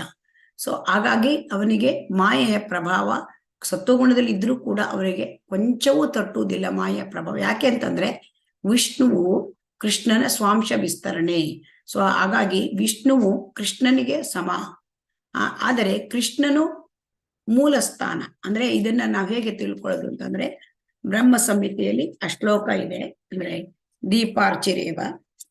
ದೀಪಾರ್ಚಿರೇವ ಹಿ ದಶಾಂತರಂ ಅಭ್ಯುಪೇತ್ಯ ದೀಪಾಯತೆ ವಿವೃತ ಹೇತು ಸಮಾನ ಧರ್ಮ ಯಸ್ತಾದೃಗೇವ ಹಿ ಚ ವಿಷ್ಣುತಯಾ ವಿಭಾತಿ ಗೋವಿಂದಂ ಆದಿ ಪುರುಷಂ ತಮಹಂ ಭಜಾಮಿ. ಅಂದ್ರೆ ಒಂದು ದೀಪವನ್ನ ಹೊತ್ತಿಸಲು ಬಳಸುವ ಮೂಲ ದೀಪದ ದೃಷ್ಟಾಂತವನ್ನ ಈ ಬ್ರಹ್ಮ ಸಂಹಿತೆಯಲ್ಲಿ ಕೊಟ್ಟಿದೆ. ಸೊ ಮೊದಲನೇ ಅದು ಆ ದೀಪ ಮತ್ತೆ ಆಮೇಲಿನ ದೀಪಗಳು ಎರಡು ಸಮನಾದ ಶಕ್ತಿ ಇರುತ್ತೆ. ಆದರೆ ಕೃಷ್ಣ ಮೂಲ ದೀಪ. ಸೊ ಇದನ್ನ ನಾವು ತಿಳ್ಕೋಬೇಕು. ವಿಷ್ಣುವಿನ ವಿಸ್ತರಣೆ ಎರಡನೆಯ ದೀಪದಂತೆ. ವಿಷ್ಣುವು ಕೃಷ್ಣನಷ್ಟೇ ಶಕ್ತಿ ಸಂಪನ್ನ, ಆದರೆ ಕೃಷ್ಣನು ವಿಷ್ಣುವಿಗೆ ಮೂಲ. ಬ್ರಹ್ಮ ಮತ್ತು ಶಿವ ಇವರ ಪೊಸಿಷನ್ ಏನು ಅಂತಂದ್ರೆ, ಬ್ರಹ್ಮ ಮತ್ತು ಶಿವ ಇಬ್ಬರು ಕೂಡ ವಿಷ್ಣು ಅಥವಾ ಕೃಷ್ಣನ ವಿನಮ್ರ ಸೇವಕರು. ಅವರು ಸರ್ವೆಂಟ್ಸ್, ಅಂದ್ರೆ ಅವರು ಪ್ಯೂರ್ ಡಿವೋಟೀಸ್. ಅವರು ವಿನಮ್ರ ಸೇವಕರು ಅಂತ ಕೊಟ್ಟಿದ್ದಾರೆ. ಆದರೆ ವಿಷ್ಣುವು ಕೃಷ್ಣನ ವಿಸ್ತರಣೆ. ಸೊ ಹಾಗಾಗಿ ಇದೆಲ್ಲ ನಾವು ತುಂಬಾ ಚೆನ್ನಾಗಿ ಅರ್ಥ ಮಾಡ್ಕೊಳ್ಬೇಕು. ಹಾಗಾಗಿ ಬ್ರಹ್ಮ ಮತ್ತು ಶಿವ ವಿಷ್ಣುವಿಗೆ ಸರಿಸಮಾನರಲ್ಲ. ಅದನ್ನ ಸರಿಸಮಾನರು ಅಂತ ತಿಳ್ಕೊಂಡ್ಬಿಟ್ರೆ ಅದು ಅಪರಾಧವಾಗುತ್ತೆ. ಎರಡನೇ ಅಪರಾಧ ನಾಮ ಅಪರಾಧದಲ್ಲಿ. ಈಗ ಈ ರೀತಿಯಾಗಿ ಲೀಲಾವತಾರ ಗುಣಾವತಾರಗಳನ್ನ ವರ್ಣಿಸಿದರು ಚೈತನ್ಯ ಮಹಾಪ್ರಭುಗಳು ಸನಾತನ ಗೋಸ್ವಾಮಿ ಅವರಿಗೆ. ಆಮೇಲೆ ಮನ್ವಂತರ ಅವತಾರದ ಬಗ್ಗೆ ಹೇಳ್ತಾರೆ. ಒಂದು ಕಲ್ಪ ಅಂತಂದ್ರೆ ಬ್ರಹ್ಮನ ಒಂದು ದಿವಸ. ಆ ಬ್ರಹ್ಮನ ಒಂದು ದಿವಸದಲ್ಲಿ 14 ಮಂದಿ ಮನುಗಳು ಬರ್ತಾರೆ. ಆ ಬ್ರಹ್ಮನ ಒಂದು ದಿವಸ ಅಂದ್ರೆ 4,00,00,320 ದಶಲಕ್ಷ ವರ್ಷಗಳೆಂದು ಲೆಕ್ಕವಿದೆ. ಸೊ ಹಾಗಾಗಿ ಈ ಲೆಕ್ಕದ ಪ್ರಕಾರ ಬ್ರಹ್ಮನ ಆಯುಷ್ 100 ವರ್ಷ. ಬ್ರಹ್ಮನ ಒಂದು ದಿನದಲ್ಲಿ 14 ಮನುಗಳು ಬರ್ತಾರೆ. ಬ್ರಹ್ಮನ ಆ ಒಂದು ತಿಂಗಳಲ್ಲಿ 420 ಮನುಗಳು ಬರ್ತಾರೆ. ಬ್ರಹ್ಮನ ಒಂದು ವರ್ಷದಲ್ಲಿ 5040 ಮಂದಿ ಮನುಗಳಾಗ್ತಾರೆ. ಬ್ರಹ್ಮ ಒಟ್ಟು 100 ವರ್ಷ ಬ್ರಹ್ಮನ ಆಯಸ್ಸು. ಆ ಕಾಲದಲ್ಲಿ 5,04,000 ಮನುಗಳು ಬರ್ತಾರೆ ಒಬ್ಬ ಬ್ರಹ್ಮನ ಕಾಲದಲ್ಲಿ. ಹೀಗೆ ಒಂದು ಬ್ರಹ್ಮಾಂಡಕ್ಕೆ ಇದು ಬ್ರಹ್ಮನ ಒಂದು ಲೆಕ್ಕಾಚಾರ. ಈ ರೀತಿಯಾಗಿ ಲೆಕ್ಕವಿಲ್ಲದಷ್ಟು ಬ್ರಹ್ಮಾಂಡಗಳಿದೆ. ಸೊ ಈಗ ಲೆಕ್ಕವಿಲ್ಲದಷ್ಟು ಬ್ರಹ್ಮಾಂಡಗಳು ಇದೆಯಾಗಿದ್ದರಿಂದ ಆ ಮನ್ವಂತರ ಅವತಾರಗಳು ಎಷ್ಟು ಸಂಖ್ಯೆಯಲ್ಲಿ ಬರ್ತದೆ ಅದನ್ನು ಯಾರೂ ಊಹಿಸ್ಲಿಕ್ಕೆ ಸಾಧ್ಯ ಇಲ್ಲ. ಹಾಗಾಗಿ ಎಲ್ಲ ಬ್ರಹ್ಮಾಂಡಗಳು ಆ ಕಾರಣೋದಕಶಾಹಿ ವಿಷ್ಣುವಿನ ಆ ಉಸಿರಾಟ ನಿಶ್ವಾಸ, ಆ ಉಸಿರನ್ನು ಬಿಡುವುದರಿಂದ ಹುಟ್ಟುತ್ತವೆ. ಮತ್ತೆ ಆಗ ಎಲ್ಲ ಮನುಗಳು ಸೃಷ್ಟಿಯಾಗ್ತಾರೆ. ಆಮೇಲೆ ಉಸಿರು ಎಳ್ಕೊಂಡಾಗ ಎಲ್ಲವೂ ಸೃಷ್ಟಿ ವಿನಾಶ ಆಗತ್ತೆ. ಹೀಗಾಗಿ ಒಂದೊಂದು ಬ್ರಹ್ಮಾಂಡಕ್ಕೆ ಎಷ್ಟೆಷ್ಟು ಮನುಗಳು ಸೃಷ್ಟಿಯಾಗತ್ತೆ ಅಂತ ಯಾರಿಗೂ ಊಹಿಸ್ಲಿಕ್ಕೆ ಸಾಧ್ಯ ಇಲ್ಲ. ಇಲ್ಲಿ ಪ್ರತಿಯೊಬ್ಬ ಮನುಗೂ ಕೂಡ ಒಂದೊಂದು ಹೆಸರನ್ನು ಹೇಳ್ತಾ ಇದ್ದಾರೆ. ಮೊದಲನೇ ಮನು ಸ್ವಯಂಭುವ ಮನು, ಬ್ರಹ್ಮನ ಮಗ.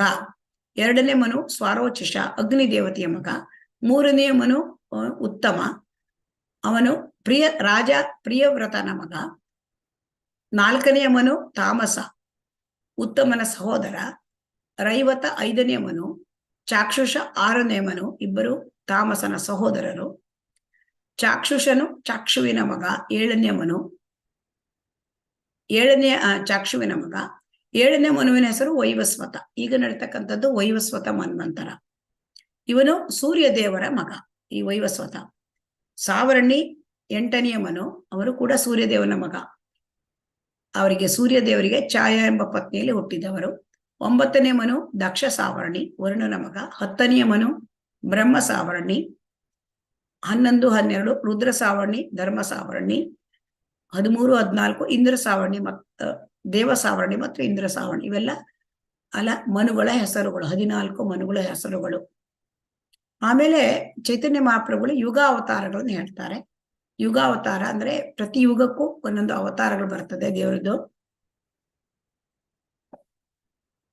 ಸತ್ಯಯುಗದಲ್ಲಿ ಅದು ಪ್ರತಿ ಯುಗಕ್ಕೂ ಬಣ್ಣ ಬದಲಾವಣೆ ಆಗ್ತದೆ. ಸತ್ಯಯುಗದಲ್ಲಿ ಬಿಳಿಯ ಬಣ್ಣದ ಅವತಾರ, ತ್ರೇತಾಯುಗದಲ್ಲಿ ಕೆಂಪು, ದ್ವಾಪರ ಯುಗದಲ್ಲಿ ಕೃಷ್ಣ ಕರಿಬಣ್ಣ, ಕಲಿಯುಗದಲ್ಲಿ ಚೈತನ್ಯ ಮಹಾಪ್ರಭುಗಳು ಹಳದಿ ಬಣ್ಣ. ಇದೆಲ್ಲವನ್ನು ಕೂಡ ಇವನ್ನು ಕೃಷ್ಣನ ಜಾತಕ ಮಾಡ್ಬೇಕಾದ್ರೆ ಗರ್ಗಮುನಿಗಳು ಕೂಡ ಹೇಳಿದ್ರಂತೆ, ಈ ರೀತಿ ಎಲ್ಲ ಅವತಾರ ಆಗತ್ತೆ, ಕೃಷ್ಣ ಇನ್ನು ಮಗ ಕೃಷ್ಣ ಬಣ್ಣ ಚೇಂಜ್ ಮಾಡಿದ್ದಾನೆ ಅಂತ ಹೇಳ್ತಾ ಇದ್ರು ಅವನಿಗೆ, ಗರ್ಗಮುನಿಗಳಿಗೆ. ಗರ್ಗಮುನಿಗಳು ಇವರಿಗೆ ಹೇಳಿದ್ರು, ನಂದ ಮಹಾರಾಜನಿಗೆ.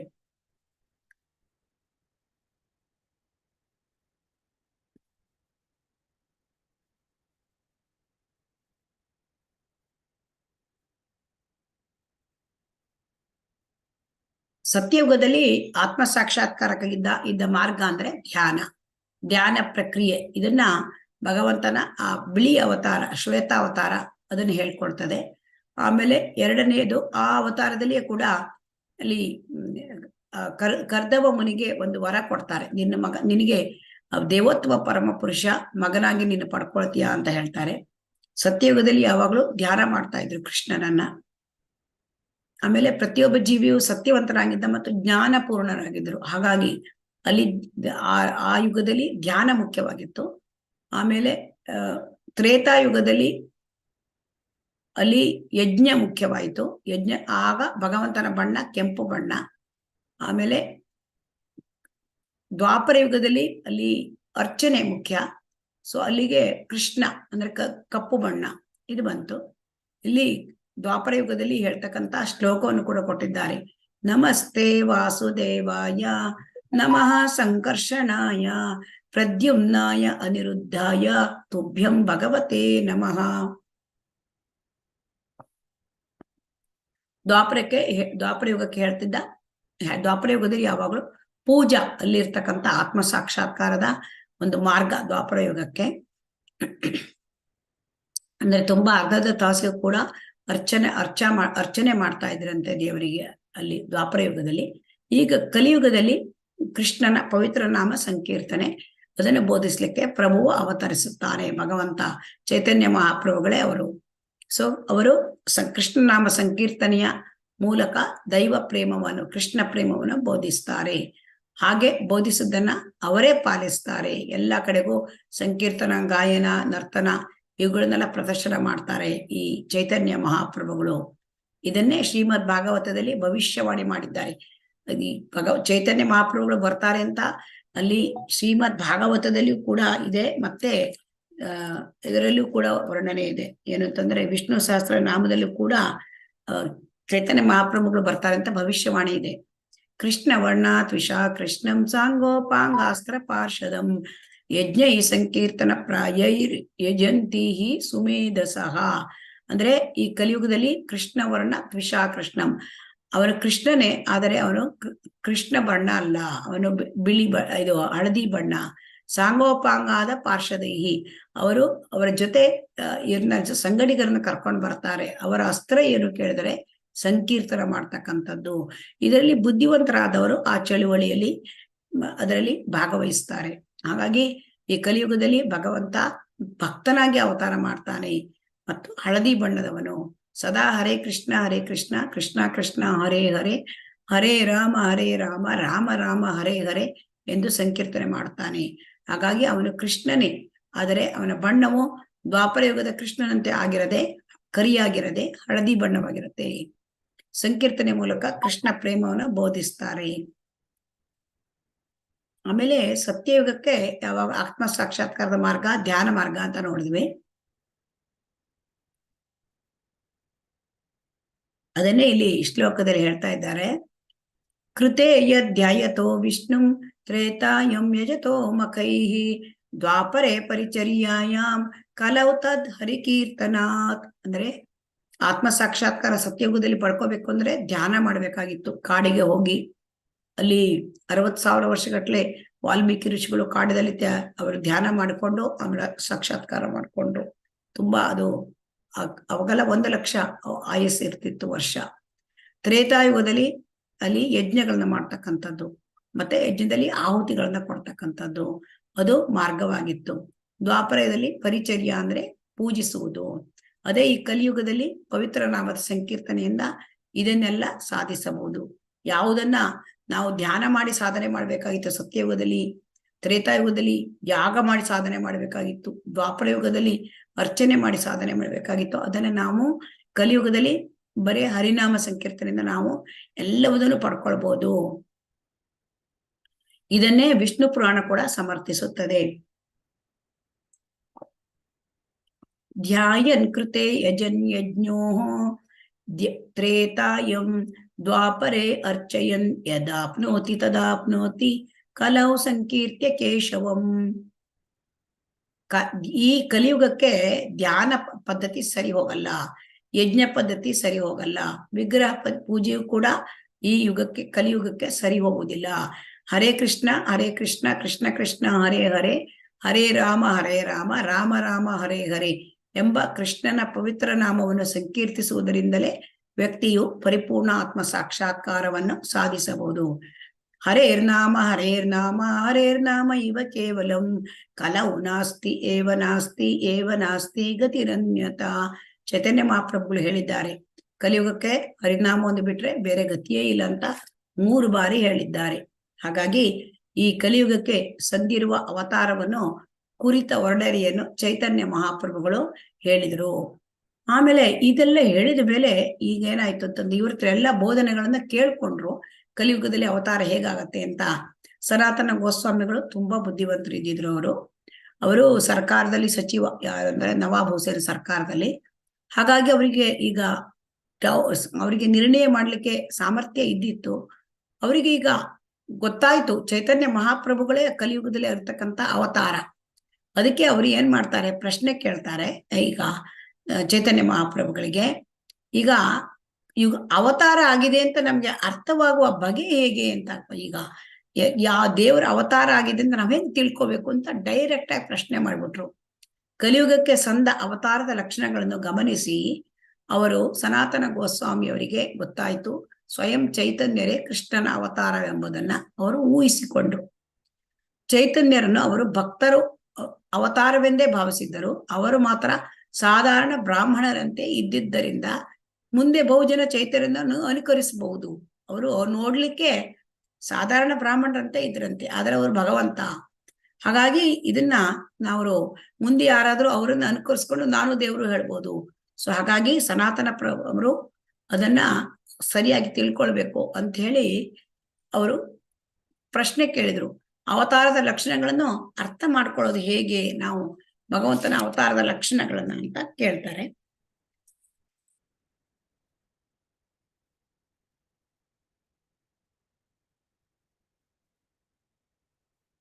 ಹಾಗಾಗಿ ಯಾವ ಯಾವ ಯುಗಕ್ಕೆ ಯಾವ ಯಾವ ಅವತಾರವೆಂಬುದನ್ನು ವೇದ ಸಾಹಿತ್ಯ ಅಭ್ಯಾಸದ ತಿಳಿದುಕೊಳ್ಳಬೇಕು.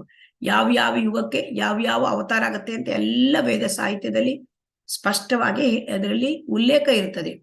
ಯಾರೋ ನಾನು ಅವತಾರ ಅಂತ ಹೇಳಿ ಹೇಳ್ಕೊಂಡ್ರೆ ಅದನ್ನ ನಾವು ನಂಬಬಾರದು. ನಾವು ಶಾಸ್ತ್ರಗಳಲ್ಲಿ ಭಗವಂತನ ಅವತಾರದ ಬಗ್ಗೆ ಇರ್ತದೆ.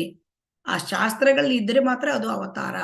ಸಾಹಿತ್ಯದ ಅಭ್ಯಾಸದಿಂದ ನಾವು ತಿಳ್ಕೊಳ್ಬಹುದು ಅಂತ ಪ್ರಭುಗಳು ಉತ್ತರ ಕೊಟ್ರು. ಚೈತನ್ಯ ಮಹಾಪ್ರಭುಗಳು ಉತ್ತರ ಕೊಟ್ರು. ಹಾಗಾದ್ರೆ ಭಗವಂತನ ಅವತಾರ ಆಗಿದೆ, ಅದನ್ನ ನೋಡ್ಕೊಳ್ಬೇಕಾದ್ರೆ ಧರ್ಮ ಗ್ರಂಥಗಳ ಮೊರೆ ಹೋಗ್ಬೇಕು ಅಂತ ಒತ್ತಿ ಹೇಳಿದರು.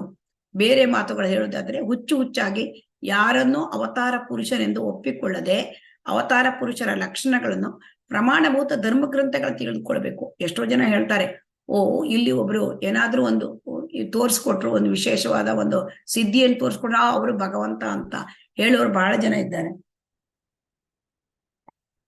ಹಾಗಾಗಿ ಹಾಗೆ ಹುಚ್ಚಾಗಿ ಯಾರನ್ನೋ ಅವತಾರ ಪುರುಷ ಅಂತ ತಿಳ್ಕೊಳಕ್ ಆಗಲ್ಲ. ಅದಕ್ಕೆ ಧರ್ಮ ಗ್ರಂಥಗಳಲ್ಲಿ ಉಲ್ಲೇಖ ಇರಬೇಕು, ಪ್ರಮಾಣಭೂತ ಧರ್ಮ ಗ್ರಂಥಗಳು ಅಂತ ಹೇಳಿದ್ರು ಪ್ರಭು ಅಲ್ಲಿ ಚೈತನ್ಯ ಮಹಾಪ್ರಭುಗಳು. ಯಾರೇ ಪರಮಪ್ರಭು ಆಗ್ಲಿ ಅವತಾರಿ ತಾನು ಅಂತ ಹೇಳೋದಿಲ್ಲ. ಹಾಗಾಗಿ ಯಾರು ಅವತಾರಿ ಯಾರು ಅವತಾರಿ ಅಲ್ಲ ಇದನ್ನೆಲ್ಲ ನಿರ್ಣಯ ಮಾಡ್ಬೇಕಾಗಿದ್ದು ಧರ್ಮ ಗ್ರಂಥಗಳು, ಅದರಿಂದ ನಾವು ತಿಳ್ಕೋಬೇಕು ಅಂತ ಹೇಳಿದ್ರು. ಈಗ ಭಗವಂತ ಅವತಾರ ಆಗ್ತಾ ಅಂದ್ರೆ ಆ ಅವತಾರಕ್ಕೆ 2 ರೀತಿಯ ಲಕ್ಷಣಗಳು ಇರುತ್ತದೆ. ಒಂದು ಪ್ರಮುಖ ಲಕ್ಷಣಗಳು, ಮತ್ತೊಂದು ಅಂದ್ರೆ ಮಾರ್ಜಿನಲ್ ಲಕ್ಷಣಗಳು, ಮೈನರ್ ಲಕ್ಷಣ ಇರುತ್ತೆ. ಸೊ ಹಾಗಾಗಿ ಇಲ್ಲಿ ಏನಂತಂದ್ರೆ 2 ರೀತಿಯ ಲಕ್ಷಣಗಳು, ಅದರಲ್ಲಿ ಮುಖ್ಯವಾಗಿದ್ದು ಅದು ಪ್ರಮುಖ ಲಕ್ಷಣಗಳು. ಈ ವಿವರಗಳನ್ನ ಗುರುತಿಸೋದ್ರಿಂದ ನಾವು ಯಾವ ಬುದ್ಧಿವಂತನು ಇದು ಯಾರು ದೇವರು ಅಂತ ತಿಳ್ಕೊಳ್ಬಹುದು, ಯಾರು ದೇವರ ಅವತಾರ ಅಂತ. ಅವತಾರಿಯ ದೇಹ ಲಕ್ಷಣಗಳು ಮತ್ತು ಅವರ ಕಾರ್ಯ ವಿವರಗಳು ಧರ್ಮ ಗ್ರಂಥಗಳಲ್ಲಿರುತ್ತೆ. ಸೊ ಹಾಗಾಗಿ ಧರ್ಮ ಗ್ರಂಥಗಳನ್ನ ನಾವು ಆ ಅವತಾರವನ್ನು ಗುರುತಿಸಬೇಕು ಅಂದ್ರೆ ಧರ್ಮ ಗ್ರಂಥಗಳನ್ನ ನಾವು ಸ್ಟಡಿ ಮಾಡಬೇಕು.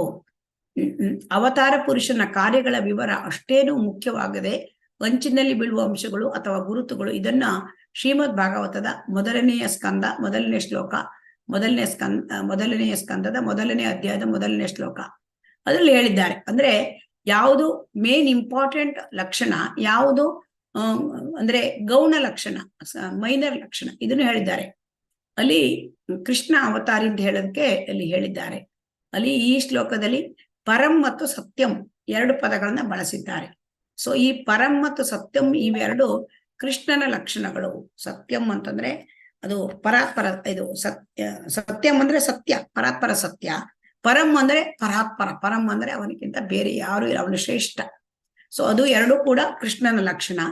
ಆಮೇಲೆ ಇನ್ನೆರಡು ಮಾರ್ಜಿನಲ್ ಲಕ್ಷಣವನ್ನ ಹೇಳ್ತಾ ಇದ್ದಾರೆ.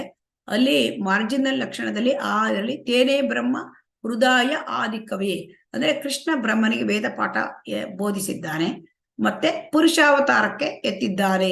ಈ ಈ ಐಕ ಜಗತ್ತಿನ ಅಭಿವ್ಯಕ್ತಿ ಮಾಡ್ಲಿಕ್ಕೆ ಪುರುಷಾವತಾರ ಮಾಡಿದ್ದಾನೆ. ಸೊ ಇಷ್ಟು ಈ 4 ಕೂಡ ವಿವರಣೆಗಳು ಶ್ರೀಮದ್ ಭಾಗವತ 1.1.1 ಇದೆ. ಸೊ ಹಾಗಾಗಿ ಇದರಿಂದ ನಾವು ತಿಳ್ಕೊಂಡು ಕೃಷ್ಣ ಅವತಾರ ಅಂತ ಹೇಳ್ಕೊಂಡು ನಾವು ತಿಳ್ಕೋಬೇಕು. ಅದೇ ರೀತಿ ಇಲ್ಲಿ ಮತ್ತೆ ನಾವು ಇಲ್ಲಿ ಕಲಿಯುಗದಲ್ಲಿ ಅವತಾರ ಕೂಡ ಇವರು ಚೈತನ್ಯ ಮಹಾಪ್ರಭುಗಳು ಹೇಳೋದಕ್ಕೆ 2 ನಾವು ನೋಡಿದ್ದೇವೆ. ಒಂದು ಅಲ್ಲಿ ಇದರಲ್ಲಿ ಬಂದಿದೆ ಏನಂತಂದ್ರೆ ಭಾಗವತಮಲ್ಲಿ ಬಂದಿದೆ, ಕೃಷ್ಣ ವರ್ಣಾತ್ವಿಷ ಕೃಷ್ಣ ಸಾಂಗೋಪಾಂಗಾದ ಪರಿಷದೈಹಿ, ಅದರಲ್ಲಿ ಬಂದಿದೆ ಒಂದು ಶ್ಲೋಕ. ಇನ್ನೊಂದು ಹಿರಣ್ಯವರ್ಣ ಅದು ಇದರಲ್ಲಿ ಬಂದಿದೆ ಏನಂತಂದ್ರೆ ವಿಷ್ಣು ಸಹಸ್ರನಾಮದಲ್ಲಿ ಬಂದಿದೆ. ಸುವರ್ಣ ವರ್ಣೋ ಹೇಮಾಂಗೋ ವರಾಂಗಶ್ಚಂದನಾಂಗದಿ ಸನ್ಯಾಸ ಕೃಚ್ರಮ ಸಂತೋ ನಿಷ್ಠಾ ಸಂತಿ ಪರಾಯಣಃ. ಅದು ವಿಷ್ಣು ಸಹಸ್ರನಾಮದಲ್ಲಿ 587ನೆಯ ಹೆಸರು ಸನ್ಯಾಸಕೃತ್ ಅಂತ ಬಂದಿದೆ. ಸೊ ಸನ್ಯಾಸಿಯಾಗಿ ಬರ್ತಾನೆ ಭಗವಂತ ವಿಷ್ಣು. ಸೊ ಅದು ಕೃಷ್ಣ. ಈ ಚೈತನ್ಯ ಮಹಾಪ್ರಭು ಸುವರ್ಣ ಬಣ್ಣ, ಚೈತನ್ಯ ಮಹಾಪ್ರಭು ಹಳದಿ ಬಣ್ಣ, ಸುವರ್ಣ ಬಣ್ಣ, ಹೇಮಾಂಗೋ ಸುವರ್ಣ ಬಣ್ಣ, ಆಮೇಲೆ ವರಾಂಗ ಚಂದನಾಂಗದಿ, ಮೈ ಮೇಲೆಲ್ಲ ಚಂದನವನ್ನು ಹಚ್ಕೊಂಡಿರ್ತಾರೆ. ಸೊ ಹಾಗಾಗಿ ಸನ್ಯಾಸಿಯಾಗಿರ್ತಾರೆ ಅವರು ಅಂತ ಇದು ಕೂಡ ಇದರಲ್ಲಿ ಬಂದಿದೆ. ಯಾವುದರಲ್ಲಿ ವಿಷ್ಣು ಸಹಸ್ರನಾಮದಲ್ಲಿ ಬಂದಿದೆ. ಸೊ ಹಾಗಾಗಿ ಇದನ್ನೆಲ್ಲ ಈ ರೀತಿಯಾಗಿ ವಿವರಣೆಗಳು ಇರಬೇಕು. ವೇದ ಸಾಹಿತ್ಯದಲ್ಲಿ ಅದನ್ನ ಅವತಾರ ಪುರುಷರು ಎಲ್ಲ ವಿವರಣೆಗಳು ಇರ್ತದೆ. ಸೊ ಹಾಗಾಗಿ ಭಗವಾನ್ ಚೈತನ್ಯರು ಅವರು ಹೇಳ್ತಾರೆ ಕೃಷ್ಣನು ಬ್ರಹ್ಮನಿಗೆ ಇದಾಯ್ತು, ನಾವು ನೋಡಿದ್ವಿ. ಹಾಗಾಗಿ ಒಬ್ಬ ವ್ಯಕ್ತಿ ದೇವರು ಅಂತ ಯಾವ ಅವತಾರ ಆಗಿದೆ ಅಂತ ನಂಬಬೇಕಾದ್ರೆ ಆ ಅವತಾರದ ಮುಖ್ಯ ಮತ್ತು ಅನುಷಂಗಿಕ ಲಕ್ಷಣಗಳನ್ನು ಅರ್ಥ ಮಾಡ್ಕೊಳ್ಬೇಕು. ಮತ್ತು ಅದನ್ನ ಯಾರು ಅವತಾರ ನಿಜವಾದದ್ದು, ಯಾರು ಫೇಕ್ ಅಂತ ತಿಳ್ಕೊಳ್ಬೇಕು ಅಂತ ಹೇಳ್ತಾರೆ. ಈಗ ಏನಾಯ್ತು ಅಂತಂದ್ರೆ ಚೈತನ್ಯ ಮಹಾಪ್ರಭುಗಳು ಅವರು ಸನಾತನ ಗೋಸ್ವಾಮಿ ಹತ್ರ ಮಾತಾಡ್ತಾ ಇದ್ದಾಗ ಸನಾತನ ಗೋಸ್ವಾಮಿಗೆ ಗೊತ್ತಾಯ್ತು ಈ ಚೈತನ್ಯ ಮಹಾಪ್ರಭುಗಳೇ ಕಲಿಯುಗದ ಅವತಾರ ಅಂತ ಗೊತ್ತಾಗೋಯ್ತು. ಹೇಗೆಂದ್ರೆ ಕಲಿಯುಗದ ಅವತಾರದಲ್ಲಿ ಅವರು ಹೇಳಿದ್ದಾರೆ, ಅವರು ಕೃಷ್ಣನೇ, ಆದ್ರೆ ಕೃಷ್ಣನಿಗೆ ಕಪ್ಪು ಬಣ್ಣ ಅಲ್ಲ, ಹಳದಿ ಬಣ್ಣ. ಅವರು ಮತ್ತೆ ಹರೇ ಕೃಷ್ಣ ಮಹಾಮಂತ್ರವನ್ನ ಎಲ್ಲ ಕಡೆ ಹರಡುತ್ತಾರೆ, ಮತ್ತೆ ಇದೆಲ್ಲ ಹೇಳಿದ್ದಾರಲ್ವಾ. ಸೊ ಹಾಗಾಗಿ ಅವರಿಗೆ ಲಕ್ಷಣ ಗೊತ್ತಾಯ್ತು. ಗೊತ್ತಾದ ಮೇಲೆ ಅವ್ರನ್ನ ಕೇಳ್ತಾರೆ, ಕೇಳ್ತಾರೆ. ಅದಕ್ಕೆ ಸನಾತನ ಗೋಸ್ವಾಮಿಗಳು ಅದನ್ನ ದೃಢಪಡಿಸಲು ಕನ್ಫರ್ಮ್ ಮಾಡ್ಲಿಕ್ಕೆ ಪ್ರಯತ್ನ ಮಾಡಿದ್ರು. ಚೈತನ್ಯ ಮಹಾಪ್ರಭು ಹತ್ರ ಕೇಳಿಕೊಂಡು ನೀವೇ ಇಲ್ಲಿ ಇದು ಈ ಯುಗದ ಅವತಾರ ಅಂತ. ಅದಕ್ಕೆ ಚೈತನ್ಯ ಮಹಾಪ್ರಭುಗಳು ಪರೋಕ್ಷವಾಗಿ ಸನಾತನ ಮಾತನ್ನು ಸಮರ್ಥಿಸುತ್ತಾರೆ. ಅವರು ಸುಮ್ಮಗಾಗ್ಬಿಟ್ರು ಚೈತನ್ಯ ಮಹಾಪ್ರಭುಗಳು ಹೇಳಿಲ್ಲ ಅಂದ್ರೆ ಅದಕ್ಕೆ ಪರೋಕ್ಷವಾಗಿ ಸಮರ್ಥನೆ ಮಾಡ್ತಾರೆ. ಅವಾಗ ಅವ್ರು ಏನ್ ಹೇಳ್ತಾರೆ, ಈ ಚರ್ಚೆಯನ್ನು ಇಲ್ಲಿಗೆ ನಿಲ್ಲಿಸಿ ಶಕ್ತ್ಯಾವೇಶ ಅವತಾರವನ್ನು ಕುರಿತು ಮಾತಾಡೋಣ ಅಂತ ಹೇಳ್ಬಿಡ್ತಾರೆ. ತಾನೇ ಕೃಷ್ಣ ಅಂತ ಅವ್ರಿಗೆ ಬಾಯಿ ಬಿಟ್ಟು ಹೇಳೋದಿಲ್ಲ. ಅಲ್ಲಿ ಅವರಿಗೆ ಪರೋಕ್ಷವಾಗಿ ಸನಾತನ ಗೋಸ್ವಾಮಿಗೆ ಎಲ್ಲ ಗೊತ್ತಾಗತ್ತೆ. ಬಳಿಕ ಚೈತನ್ಯ ಮಹಾಪ್ರಭುಗಳು ಶಕ್ತ್ಯಾವೇಶ ಅವತಾರಗಳ ಬಗ್ಗೆ ಹೇಳಿದರು.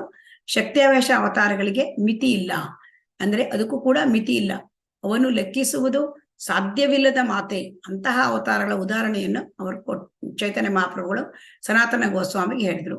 ಶಕ್ತ್ಯಾವೇಶ ಅವತಾರಗಳಲ್ಲಿ 2 ವಿಧ. ಅಂದ್ರೆ ಆ ಶಕ್ತ್ಯಾವೇಶಗಳು ಭಗವಂತ ಅವರಿಗೆ ಒಂದು ಶಕ್ತಿಯನ್ನ ಪ್ರಬಲವಾಗಿ ಕೊಡ್ತಾರೆ. ಅದರಲ್ಲಿ ಪ್ರತ್ಯಕ್ಷ ಶಕ್ತ್ಯಾವೇಶ ಅವತಾರ, ಪರೋಕ್ಷ ಶಕ್ತ್ಯಾವೇಶ ಅವತಾರ ಅಂತ ಬರುತ್ತೆ. ಅಂದ್ರೆ ಭಗವಂತ ಮುಖಾಮುಖಿ ಬಂದಾಗ ಅದು ಸಾಕ್ಷಾತ್ ಪ್ರತ್ಯಕ್ಷ ಶಕ್ತ್ಯಾವೇಶ ಅವತಾರ. ಈ ಪ್ರತ್ಯಕ್ಷ ಶೇಷ ಅವತಾರಕ್ಕೆ ಶಕ್ತ್ಯಾವೇಶ ಅವತಾರಕ್ಕೆ ಉದಾಹರಣೆ ಅಂದ್ರೆ ಶೇಷನಾಗ ಮತ್ತೆ ಅನಂತ. ಸೊ ಅನಂತ ಶಯನ ಅವರು ಪ್ರತ್ಯಕ್ಷ ಶಕ್ತ್ಯಾವೇಶ ಅವತಾರ. ಶೇಷನಾಗ ಭಗವಂತನ ಸೇವೆ ಮಾಡ್ಲಿಕ್ಕೆ ಅವರಿಗೆ ಶೇಷನಾಗ, ಅದು ಕೂಡ ವೈಕುಂಠ ಲೋಕದಲ್ಲಿ. ಅನಂತ ಶೇಷ ಅವರು ಇಲ್ಲಿ ಇದರಲ್ಲಿ ಅಂದ್ರೆ ಐಹಿಕ ಪ್ರಪಂಚದಲ್ಲಿ, ಅದು ಕೂಡ ಐಹಿಕ ಲೋಕಗಳನ್ನ ಹೊರತಕ್ಕಂತಹ ಅವರು ಹೊತ್ಕೊಂಡಿದ್ದಾರೆ. ಸೊ ಅವರಿಗೆ ಅಂತಹ ಶಕ್ತಿ ಕೊಟ್ಟಿದ್ದಾರೆ, ಅದೆಲ್ಲ ಶಕ್ತ್ಯಾವೇಶ. ಅದೇ ರೀತಿ ಸಾಕ್ಷಾತ್ ಪ್ರತ್ಯಕ್ಷ. ಇನ್ನು ಪರೋಕ್ಷವಾಗಿರ್ತಕ್ಕಂಥದ್ದು. ಪರೋಕ್ಷ ಅಂತಂದರೆ ತನ್ನನ್ನು ಪ್ರತಿನಿಧಿಸಲೆಂದು ಬೇರೊಬ್ಬ ಜೀವಿಗೆ ಕೊಡ್ತಾನೆ. ಅಲ್ಲಿ ಏನು ಪ್ರತ್ಯಕ್ಷ ಅಂತಂದ್ರೆ ಅಲ್ಲಿ ಪ್ರತ್ಯಕ್ಷ ಭಗವಂತನೇ ಬರ್ತಾನೆ, ಶೇಷನಾಗ ಮತ್ತು ಅನಂತ ಶಯನ. ಇಲ್ಲಿ ಪರೋಕ್ಷದಲ್ಲಿ ಏನಾಗುತ್ತೆ ಅಂದ್ರೆ ಜೀವಿಗೆ ಒಂದು ಭಗವಂತ ಅಧಿಕಾರ ಕೊಡ್ತಾನೆ. ಸೊ ಇದು ಪರೋಕ್ಷ ಶಕ್ತ್ಯಾವೇಶ ಅವತಾರ. ಈ ಪರೋಕ್ಷ ಶಕ್ತ್ಯಾವೇಶ ಅವತಾರಕ್ಕೆ 4 ಕುಮಾರರು, ನಾರದ ಮಹರ್ಷಿ, ಪೃಥು ಚಕ್ರವರ್ತಿ, ಪರಶುರಾಮ. ಸೊ ಈ 4 ಜನ ಕೂಡ ಜೀವಿಗಳು. ಆ ಜೀವಿಗಳಿಗೆ ಒಂದು ಶಕ್ತಿಯನ್ನ ಬಲವಾಗಿ ಕೊಟ್ಟಿದ್ದಾರೆ, ಅವರಿಗೆ ಅಧಿಕಾರ ಕೊಟ್ಟಿದ್ದಾರೆ. ಸೊ ವಿಶೇಷ ಅಂದರೆ ಇವರಿಗೆ ದೇವೋತ್ತಮ ಪರಮಪುರುಷನು ವಿಶೇಷ ಅಧಿಕಾರವನ್ನ ದಯಪಾಲಿಸಿರುತ್ತಾರೆ. 4 ಕುಮಾರರಿಗೆ ಜ್ಞಾನ ಶಕ್ತಿ ಕೊಟ್ಟಿರ್ತಾರೆ, ಜ್ಞಾನ ಸಮೃದ್ಧಿಯನ್ನ ಅವರು ಕೊಟ್ಟಿರ್ತಾರೆ. ಮತ್ತೆ ನಾರದರಿಗೆ ಭಕ್ತಿ ಶಕ್ತಿ ಕೊಡ್ತಾರೆ. ಮತ್ತೆ ಭಗವಾನ್ ಚೈತನ್ಯರು ಕೂಡ ಭಕ್ತಿ ಸೇವೆಯನ್ನೇ, ಅಂದ್ರೆ ಅವರು ನಿಜವಾಗಿ ಕೃಷ್ಣನೇ ಅಲ್ಲಿ ಕೊಟ್ಟಿದ್ದಾರೆ. ಮತ್ತೆ ಬ್ರಹ್ಮನಿಗೆ ಏನ್ ಕೊಡ್ತಾರೆ ಅಂದ್ರೆ ಸೃಷ್ಟಿ ಶಕ್ತಿಯನ್ನು ಕೊಡ್ತಾರೆ. ಪೃಥು ಮಹಾರಾಜರಿಗೆ ಜೀವಿಗಳ ಪಾಲನೆಯ ಶಕ್ತಿ ಕೊಡ್ತಾರೆ, ಪಾಲನಾ ಶಕ್ತಿ. ಪರಶುರಾಮನಿಗೆ ದುಷ್ಟ ಶಕ್ತಿ ದಮನ ಶಕ್ತಿ ಕೊಡ್ತಾರೆ. ಸೊ ಇವೆಲ್ಲ ಶಕ್ತ್ಯಾವೇಶ ಅವತಾರಗಳು.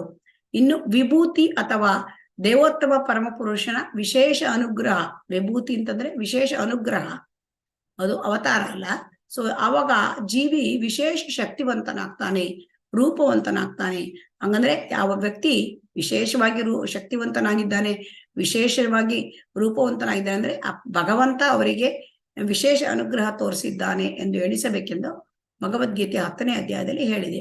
ಹಾಗಾಗಿ ಇಲ್ಲಿ ಸಾಕ್ಷಾತ್ ಅಥವಾ ಪ್ರತ್ಯಕ್ಷ ಅವತಾರ ಶಕ್ತ್ಯಾವೇಶ ಅವತಾರ ಶೇಷ ಹಾಗೂ ಅನಂತ.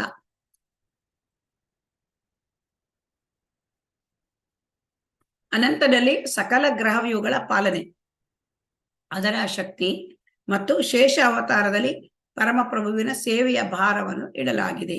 ಸೊ ಹಾಗಾಗಿ ಇದೆಲ್ಲ ಶಕ್ತ್ಯಾವೇಶ ಅವತಾರ. ಆಮೇಲೆ ಪ್ರಭುಗಳು, ಚೈತನ್ಯ ಮಹಾಪ್ರಭುಗಳು ಆ ಭಗವಂತನ ಆಯುಷ್ಯದ ಬಗ್ಗೆ ಮಾತನಾಡಿದರು.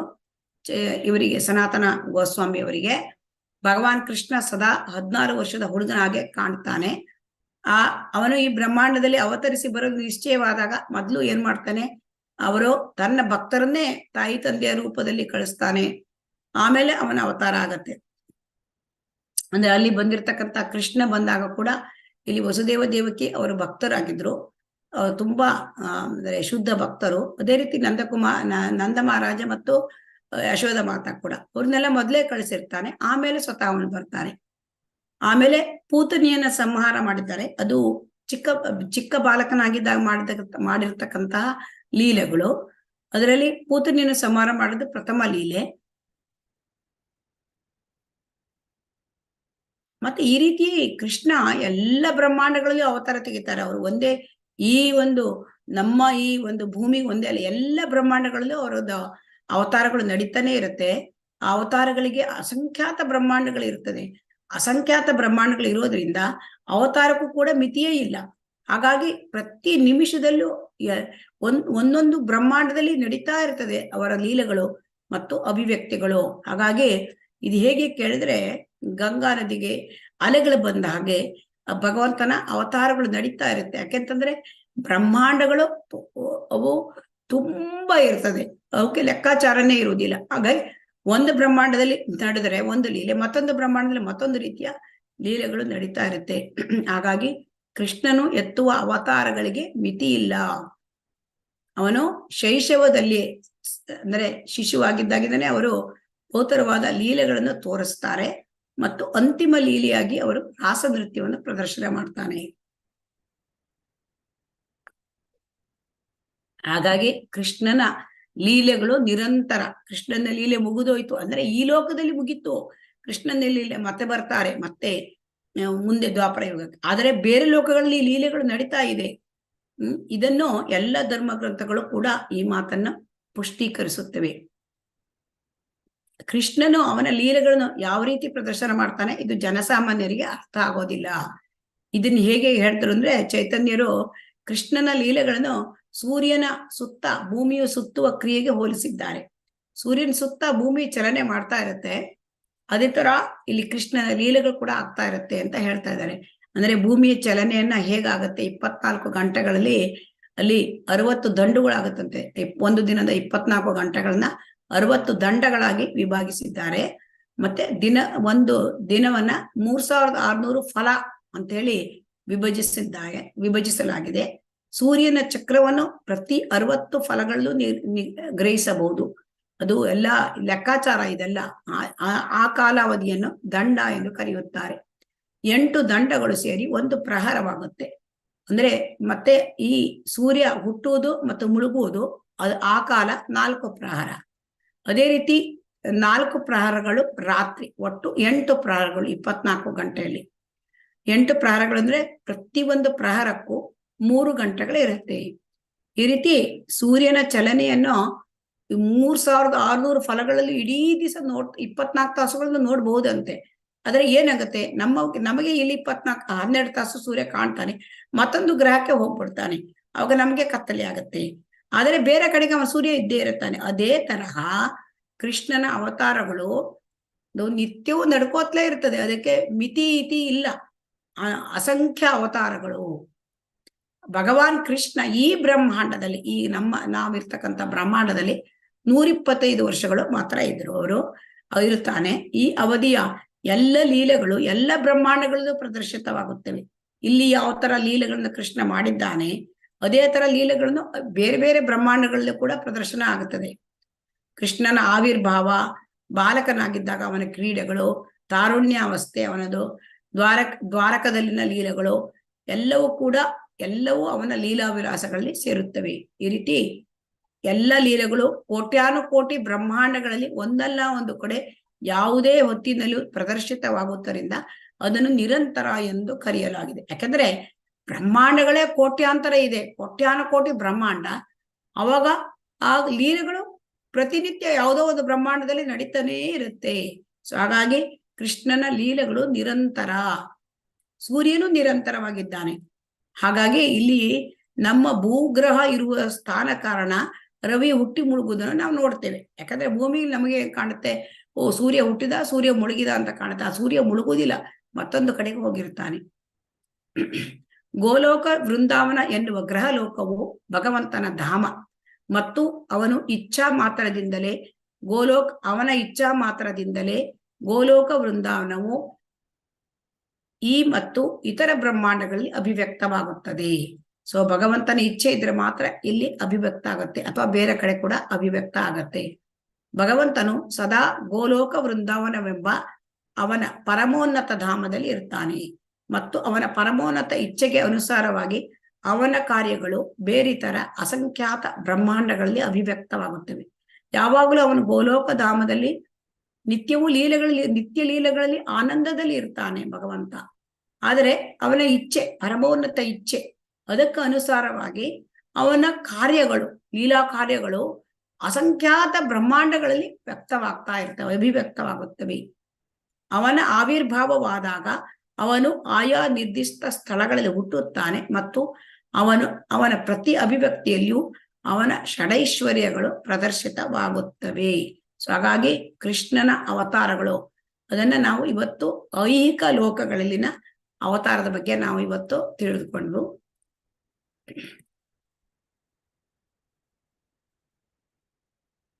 ಇಲ್ಲಿ ಈ 8ನೆಯ ಒಂದು ಅಧ್ಯಾಯದಲ್ಲಿ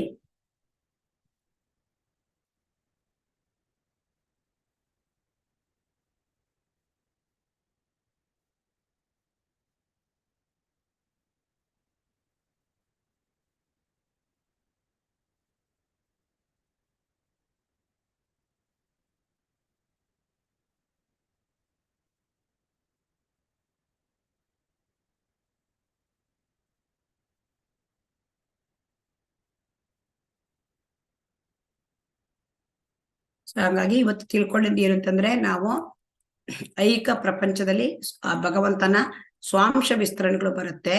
ಅಂದ್ರೆ 3 ಪುರುಷ ಅವತಾರಗಳು ಇಲ್ಲಿ ಐಹಿಕ ಬ್ರಹ್ಮಾಂಡದಲ್ಲಿ, ಇಲ್ಲಿ ಐಹಿಕ ಲೋಕದಲ್ಲಿ ಬರುತ್ತೆ.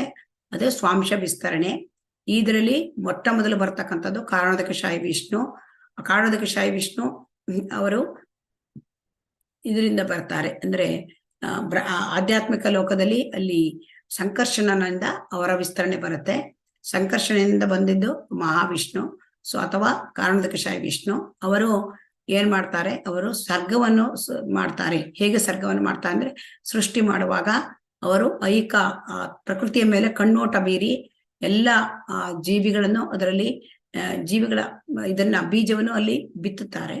ಮತ್ತು ಅವರು ಕಣ್ಣೋಟದಿಂದ ಮತ್ತು ಅವರು ಉಸಿರಾಡುವುದರಿಂದ ಅನೇಕ ಬ್ರಹ್ಮಾಂಡಗಳು ಉತ್ಪನ್ನವಾಗುತ್ತವೆ. ಸೊ ಈ ಬ್ರಹ್ಮಾಂಡಗಳು ಉತ್ಪನ್ನ ಆಗೋದು ಒಂದೇ ಅಲ್ಲ, ಅವರು ಈ ಒಂದು ಐಹಿಕ ಅಭಿವ್ಯಕ್ತಿಗೆ ಬೇಕಾಗಿರ್ತಕ್ಕಂತಹ ಒಟ್ಟು ಮೊತ್ತಗಳನ್ನ, ಅಂದರೆ ಎಲ್ಲ ಇದನ್ನ ಅವರು ಅಂದ್ರೆ 16 ಗುಣಗಳು, 16 ಪೀಠಿಕಾ ರೂಪದ ಶಕ್ತಿಗಳನ್ನು ಅಭಿವ್ಯಕ್ತ ಮಾಡ್ತಕ್ಕಂಥದ್ದು. ಆಮೇಲೆ ಅಲ್ಲಿ ಮಹತ್ತತ್ವದಲ್ಲಿ ಅವರು ಪ್ರಜ್ಞೆಯನ್ನು ಸೃಷ್ಟಿ ಮಾಡ್ತಕ್ಕಂಥದ್ದು. ಆಮೇಲೆ ಬುದ್ಧಿ, ಆಮೇಲೆ ಆಕಾಶ ದ್ರವ್ಯ, ಅಂತರಿಕ್ಷ, ಶ್ರವಣ ಶಕ್ತಿ, ಇವುಗಳನ್ನ ಮಾಡಿ ಅನೇಕ ಬ್ರಹ್ಮಾಂಡಗಳನ್ನು ಸೃಷ್ಟಿ ಮಾಡ್ತಾರೆ. ಆಮೇಲೆ ಪ್ರತಿ ಒಂದು ಕಾರಣೋದಕಶಾಹಿ ವಿಷ್ಣುವಿನಿಂದ ಗರ್ಭೋದಕಶಾಹಿ ವಿಷ್ಣು ವಿಸ್ತರಣೆ ಆಗ್ತಾರೆ. ಅವರು ಎಲ್ಲ ಬ್ರಹ್ಮಾಂಡಗಳಿಗೂ ಹೋಗ್ತಾರೆ. ಆ ಬ್ರಹ್ಮಾಂಡಗಳಲ್ಲಿ ಅವರಲ್ಲಿ ನೀರಿನಿಂದ, ಅವರ ಬೆವರಿನ ನೀರಿನಿಂದ ಅವರು ಅರ್ಧ ಬ್ರಹ್ಮಾಂಡವನ್ನ ತುಂಬುತ್ತಾರೆ. ಮತ್ತೆ ಅಲ್ಲಿ ಆ ಬ್ರಹ್ಮಾಂಡದಲ್ಲಿ ಪವಡಿಸಿ ಅಲ್ಲಿಂದ ಅವರು ಬ್ರಹ್ಮನನ್ನ ಸೃಷ್ಟಿ ಮಾಡ್ತಾರೆ, ಅವರ ಕಮಲನ, ಅವರ ಹೊಕ್ಕಳಿನಿಂದ. ಈ ರೀತಿಯಾಗಿ ಅವರು ಮಾಡಿದಾಗ ಅಲ್ಲಿ ಬ್ರಹ್ಮ 14 ಲೋಕಗಳನ್ನ ಮಾಡ್ತಾರೆ. ಆಮೇಲೆ ಈ ವಿಷ್ಣುವಿನ ಗರ್ಭೋದಕಶಾಹಿ ವಿಷ್ಣುವಿನಿಂದ ವಿಸ್ತರಣೆಗೊಂಡು ಅಲ್ಲಿ ಕ್ಷೀರೋದಕಶಾಹಿ ವಿಷ್ಣು ಅವರು ಎಲ್ಲ ಜೀವಿಗಳಿಗೂ ಅವರು ಹೊಕ್ಕು ಪರಮಾತ್ಮನಾಗ್ತಾರೆ. ಸೊ ಹಾಗಾಗಿ ಇದು ಪುರುಷ ಅವತಾರಗಳು. ಇನ್ನು ಲೀಲಾವತಾರಗಳು ಕೂಡ ಅನೇಕ ಲೀಲಾವತಾರಗಳು, ಅದಕ್ಕೆ ಮಿತಿಯೇ ಇಲ್ಲ.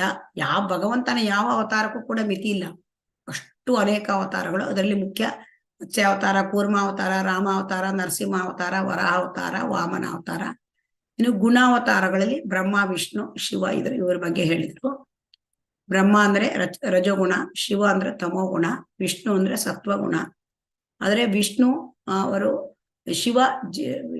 ಬ್ರಹ್ಮ ಜೀವತತ್ವ, ಶಿವ ಜೀವತತ್ವವೂ ಅಲ್ಲ, ವಿಷ್ಣು ತತ್ವವೂ ಅಲ್ಲ. ಶಿವತತ್ವ ಅವ್ರ ಮಧ್ಯದ್ದು. ವಿಷ್ಣು ಸತ್ವಗುಣ. ಹಾಗಾಗಿ ವಿಷ್ಣು ಸ್ವಾಂಶ ವಿಸ್ತರಣೆ, ಕೃಷ್ಣನದ ಸ್ವಾಂಶ ವಿಸ್ತರಣೆ. ಬ್ರಹ್ಮ ಮತ್ತು ಶಿವ ಇಬ್ಬರು ಕೂಡ ವಿಷ್ಣುವಿನ ಅವರು ವಿನಮ್ರ ಸೇವಕರು, ಪರಮ ಭಕ್ತರು ಅವರು ಕೂಡ. ಆಮೇಲೆ ಅನೇಕ ಮನ್ವಂತರ ಅವತಾರಕ್ಕೂ ಕೂಡ ಲೆಕ್ಕವೇ ಇಲ್ಲ. ಪ್ರತಿ ಒಂದು ದಿನದಲ್ಲಿ ಬ್ರಹ್ಮನ ದಿನದಲ್ಲಿ 14 ಮನುಗಳು ಬರ್ತಾರೆ. ಆಮೇಲೆ ಒಂದು ತಿಂಗಳಲ್ಲಿ 420, ಒಂದು ಬ್ರಹ್ಮನ 100 ವರ್ಷಗಳಲ್ಲಿ 5,04,000 ಮನುಗಳು ಬರ್ತಾರೆ. ಮತ್ತು ಪ್ರತಿ ಬ್ರಹ್ಮಾಂಡದಲ್ಲೂ ಕೂಡ ಈ ರೀತಿಯಾದ ಮನುಗಳು ಬರ್ತಾರೆ. ಒಬ್ಬೊಬ್ಬ ಬ್ರಹ್ಮನಿಗೂ ಅನೇಕ ಬ್ರಹ್ಮಾಂಡಗಳಿದೆ, ಕೋಟಿಗಟ್ಟಲೆ ಬ್ರಹ್ಮಾಂಡ ಇದೆ. ಅದರಿಂದ ಮನ್ವಂತರ ಅವತಾರವನ್ನು ನಾವು ಎಣಿಸ್ಲಿಕ್ಕೆ ಕೂಡ ಸಾಧ್ಯ ಇಲ್ಲ. ಇನ್ನು ಯುಗಾವತಾರ, ಇದು ಸತ್ಯಯುಗ, ತ್ರೇತಾಯುಗ, ದ್ವಾಪರ ಯುಗ ಮತ್ತೆ ಕಲಿಯುಗ. ಸತ್ಯಯುಗದಲ್ಲಿ ಬಿಳಿ ಬಣ್ಣದ ಅವತಾರ, ತ್ರೇತಾಯುಗದಲ್ಲಿ ಕೆಂಪು ಬಣ್ಣ, ದ್ವಾಪರದಲ್ಲಿ ಕೃಷ್ಣ ವರ್ಣ ಕರಿಯ ಬಣ್ಣ ಮತ್ತು ಕಲಿಯುಗದಲ್ಲಿ ಹಳದಿ ಬಣ್ಣ.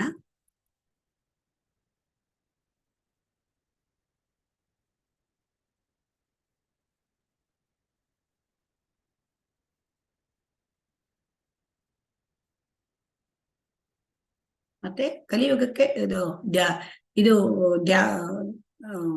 ಸತ್ಯಯುಗಕ್ಕೆ ಧ್ಯಾನ, ಕೃತಯುಗದಲ್ಲಿ ಧ್ಯಾನ, ದ್ವಾಪರ ಯುಗದಲ್ಲಿ ಅರ್ಚನ ಮತ್ತು ತ್ರೇತಾಯುಗದಲ್ಲಿ ಯಾಗ, ದ್ವಾಪರ ಯುಗದಲ್ಲಿ ಅರ್ಚನ, ಕಲಿಯುಗದಲ್ಲಿ ಹರಿನಾಮ ಸಂಕೀರ್ತನ. ಇವು ಆತ್ಮ ಸಾಕ್ಷಾತ್ಕಾರದ ಮಾರ್ಗಗಳು. ಕಲಿಯುಗಕ್ಕೆ ಚೈತನ್ಯ ಮಹಾಪ್ರಭುಗಳ ಅವತಾರ ಆಗತ್ತೆ ಅಂತ ಅಲ್ಲಿ 2 ರೀತಿಯ ಒಂದು ಇದರಲ್ಲಿ ಹೇಳಿದ್ದಾರೆ. ಒಂದು ಭಾಗವತಮಲ್ಲಿ ಬಂದಿದೆ, ಕೃಷ್ಣವರ್ಣ ತ್ವಿಷಾ ಕೃಷ್ಣಾಂ ಪಾಂಗಾಸ್ತ್ರ ಪಾರ್ಷದಂ ಯಜ್ಞೈ ಸಂಕೀರ್ತನ ಪ್ರಾಯೈ ಯಜಂತಿಹಿ ಸುಮೇಧಸಃ. ಭಗವಂತ ಭಕ್ತನಾಗಿ ಬರ್ತಾನೆ ಮತ್ತು ಹಳದಿ ಬಣ್ಣ, ಹರೇ ಹರೇ ಕೃಷ್ಣ ಮಹಾಮಂತ್ರವನ್ನ ಅವರು ಸಂಕೀರ್ತನೆ ಮಾಡ್ತಾ ಇರ್ತಾರೆ ಅಂತ, ಯಾವಾಗಲೂ ಕೃಷ್ಣ ಪ್ರೇಮವನ್ನ ಬೋಧಿಸ್ತಾರೆ ಅಂತ ಬಂದಿದೆ. ಮತ್ತೆ ಇದರಲ್ಲೂ ಕೂಡ ವಿಷ್ಣು ಸಹಸ್ರನಾಮದಲ್ಲೂ ಕೂಡ ಹೇಳಿದ್ದಾರೆ. ಸುವರ್ಣವರ್ಣೋ ಹೇಮಾಂಗೋ ವರಾಂಗ ಚಂದನಾಂಗದಿ ಸನ್ಯಾಸ ಕೃಚ್ಛ್ರಮ ಸಂತೋ ನಿಷ್ಠಾ ಸಂತ ಪರಾಯಣ ಅಂತ ಅಲ್ಲಿ ಹೇಳಿದ್ದಾರೆ. ಹಾಗಾಗಿ ಇದನ್ನ ನಾವು ತಿಳ್ಕೊಂಡು ಅವರು ಈ ಯುಗದ ಅವತಾರ ಚೈತನ್ಯ ಮಹಾಪ್ರಭುಗಳು ಅಂತ ನಮಗೆ ಅರ್ಥ ಆಗತ್ತೆ. ಅದು ಸನಾತನ ಗೋಸ್ವಾಮಿಗೆ ಗೊತ್ತಾಯ್ತು. ಅವರಲ್ಲಿ ಪ್ರಶ್ನೆ ಕೇಳಿದಾಗ ಅವರು ಸಮ್ಮತಿ ಅಂದ್ರೆ ಪರೋಕ್ಷವಾಗಿ ಸಮ್ಮತಿ ನೀಡಿದ್ದಾರೆ, ಪ್ರತ್ಯಕ್ಷವಾಗಿ ಹೇಳಲಿಲ್ಲ. ಹಾಗಾಗಿ ಇಲ್ಲಿ ಎಲ್ಲ ಅವತಾರಗಳು ಕೂಡ, ಇಲ್ಲಿ ಶಕ್ತಿಯಾವೇಶ ಅವತಾರ ಬಗ್ಗೆ ಹೇಳ್ತಾರೆ. ಶಕ್ತಿಯಾವೇಶದಲ್ಲಿ ಪ್ರತ್ಯಕ್ಷ ಶಕ್ತಿಯಾವೇಶ, ಪರೋಕ್ಷ ಶಕ್ತಿಯಾವೇಶ. ಪ್ರತ್ಯಕ್ಷ ಅಂತಂದ್ರೆ ಅದು ಸ್ವತಃ ಪರಮಪ್ರಭುವೇ ಬರ್ತಾನೆ. ಅದು ಶೇಷನಾಗ ಮತ್ತು ಅನಂತ ಅವತಾರಗಳು. ಶೇಷನಾಗನಿಗೆ ಭಗವಂತನನ್ನ ಸೇವೆ ಮಾಡ್ತಕ್ಕಂಥದ್ದು. ಆಮೇಲೆ ಅನಂತನಿಗೆ ಅವರು ಈ ಎಲ್ಲ ಲೋಕಗಳು, ಐಹಿಕ ಲೋಕಗಳ ಪಾಲನೆ ಮಾಡ್ತಕ್ಕಂಥದ್ದು ಮತ್ತು ಅದನ್ನ ಭಾರವನ್ನು ಹೊರ್ತಾರೆ ಎಲ್ಲ ಈ 14 ಲೋಕಗಳದ್ದು. ಆಮೇಲೆ ಬರ್ತಕ್ಕಂಥದ್ದು ಜೀವಿಗಳಿಗೆ ಅವರು ಕೊಡ್ತಕ್ಕಂಥ ಶಕ್ತಿಯಾವೇಶ ಅವತಾರ ಭಗವಂತ. ಅದರಲ್ಲಿ ಪರೋಕ್ಷವಾದ ಅವತಾರ ಅಂದ್ರೆ ಅಲ್ಲಿ ನಾರದ ಮುನಿಗೆ ಭಕ್ತಿ ಶಕ್ತಿ ಅವತಾರ, 4 ಕುಮಾರಿಗೆ ಜ್ಞಾನಶಕ್ತಿ ಅವತಾರ. ಆಮೇಲೆ ಇವರಿಗೆ ಅಂತಂದ್ರೆ 4 ಕುಮಾರರು, ಪೃಥು ಮಹಾರಾಜರಿಗೆ ಭೂಪಾಲನ ಶಕ್ತಿ. ಆಮೇಲೆ ಪರಶುರಾಮರಿಗೆ ಎಲ್ಲ ದುಷ್ಟ ಶಕ್ತಿಗಳನ್ನ ದಮನ ಮಾಡ್ತಕ್ಕಂಥ ಶಕ್ತಿ. ಹಾಗಾಗಿ ಇಲ್ಲಿ ಅವತಾರಗಳು ಏನ್ ಹೇಳ್ತಾರೆ, ಚೈತನ್ಯ ಮಹಾಪ್ರಭುಗಳು ಹೇಗೆ ಅಲೆಗಳು ಬರ್ತದೆ ಹಾಗೆ ಅವತಾರಗಳು ಬರ್ತಾ ಇರುತ್ತೆ. ಅದಕ್ಕೆ ಮಿತಿಯೇ ಇಲ್ಲ. ಭಗವಂತ ಕೃಷ್ಣ ಸಣ್ಣದಾಗಿ ಬಂದಾಗ್ಲೇ ಬರೋಕ್ಕಿಂತ ಮುಂಚೆ, ಅವತಾರಕ್ಕೆ ಬರೋಕ್ಕಿಂತ ಮುಂಚೆ ತನ್ನ ಶುದ್ಧ ಭಕ್ತರನ್ನು ತಂದೆ ತಾಯಿ ಕಳಿಸ್ತಾನೆ. ತಂದೆ ತಾಯಿಯಾಗಿ ಈ ಐಹಿಕ ಲೋಕಕ್ಕೆ ಕಳಿಸ್ತಾನೆ. ಆಮೇಲೆ ಅವತಾರ ಆಗುತ್ತೆ. ಮತ್ತು ಅವನು ಶೈಶವದಲ್ಲಿಯೇ ಎಲ್ಲಾ ಲೀಲೆಗಳನ್ನು ಮಾಡ್ತಾನೆ, ಪ್ರಾರಂಭ ಮಾಡ್ತಾನೆ. ಅಲ್ಲಿ ಪೂತನಿ ಸಂಹಾರ, ಆಮೇಲೆ ರಾಸ ನೃತ್ಯವನ್ನು ಮಾಡ್ತಕ್ಕಂಥದ್ದು ಕಡೆಯದಾಗಿ ಮಾಡ್ತಕ್ಕಂತಹ ಲೀಲೆ.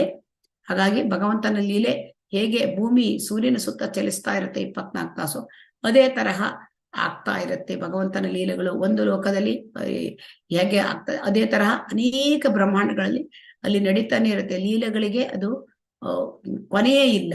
ಅದೇ ಇಲ್ಲಿ ಕೂಡ ಸೂರ್ಯ ಹೇಗೆ ಕೊನೆಯೇ ಇಲ್ಲ, ಎಲ್ಲಾ ಕಡೆಗೂ. ಇಲ್ಲಿ ನಮಗೆ ಕತ್ತಲೆ ಆದರೆ ಮತ್ತೊಂದು ಕಡೆ ಅಲ್ಲಿ ಹಗಲಾಗಿರುತ್ತೆ. ಸೊ ಹಾಗಾಗಿ ಸೂರ್ಯ ಕೂಡ ಅವನು ಮುಳುಗೋದಿಲ್ಲ, ಅವನು ಒಂದು ಕಡೆಯಿಂದ ಮತ್ತೊಂದು ಕಡೆಗೆ ಹೋಗ್ತಾ ಇರ್ತಾನೆ. ಸೊ ಹಾಗಾಗಿ ಅದೇ ತರಹ ಈ ಭಗವಂತನ ಅವತಾರಗಳು ಅಂತ ನಾವು ತಿಳ್ಕೊಂಡು, ನಮ್ಮ ಈ ಐಕ ಬ್ರಹ್ಮಾಂಡದಲ್ಲಿ ಭಗವಂತ 125 ವರ್ಷ ಮಾತ್ರ ಇರ್ತಾನೆ. ಸೊ ಹಾಗಾಗಿ ಎಲ್ಲಾ ಬ್ರಹ್ಮಾಂಡಗಳಲ್ಲೂ ಎಲ್ಲ ಒಂದು ಕಡೆ ಅಲ್ಲಿ ಆಗ್ತಾನೆ ಇರುತ್ತೆ ಲೀಲೆಗಳು. ಭಗವಂತ ಯಾವಾಗ್ಲೂ ಗೋಲೋಕದಲ್ಲಿ ಇರ್ತಾನೆ. ಅವನು ಅಲ್ಲಿ ಲೀಲಾ ವಿನೋದಗಳಿಗೆ ಆನಂದವಾಗಿರ್ತಾನೆ. ಯಾವಾಗ ಭಗವಂತನಿಗೆ ಒಂದು ಇಚ್ಛೆ ಆಗತ್ತೆ ಆವಾಗ ಅವನು ಇಲ್ಲಿ ಎಲ್ಲ ಅಸಂಖ್ಯಾತ ಬ್ರಹ್ಮಾಂಡಗಳಲ್ಲಿ ಅವನು ಅಲ್ಲಿ ಅವತಾರ ಮಾಡ್ತಾನೆ ಮತ್ತು ಅಲ್ಲಿ ಅಸಂಖ್ಯಾತ ಬ್ರಹ್ಮಾಂಡಗಳಲ್ಲಿ ಅವನ ಕಾರ್ಯಗಳು ಅಭಿವ್ಯಕ್ತವಾಗುತ್ತವೆ. ಹರೇ ಕೃಷ್ಣ. ಪ್ರಶ್ನೆಗಳೇನಾದ್ರೂ ಇದ್ರೆ ಕೇಳಬಹುದು. ಹರೇ ಕೃಷ್ಣ. ಮಾತಾಜಿ, ಹರೇ ಕೃಷ್ಣ ಮಾತಾಜಿ. ಹರೇ ಕೃಷ್ಣ. ಮಾತಾಜಿ, ಇದು ಬೇರೆ ಬೇರೆ ಭೂಮಂಡ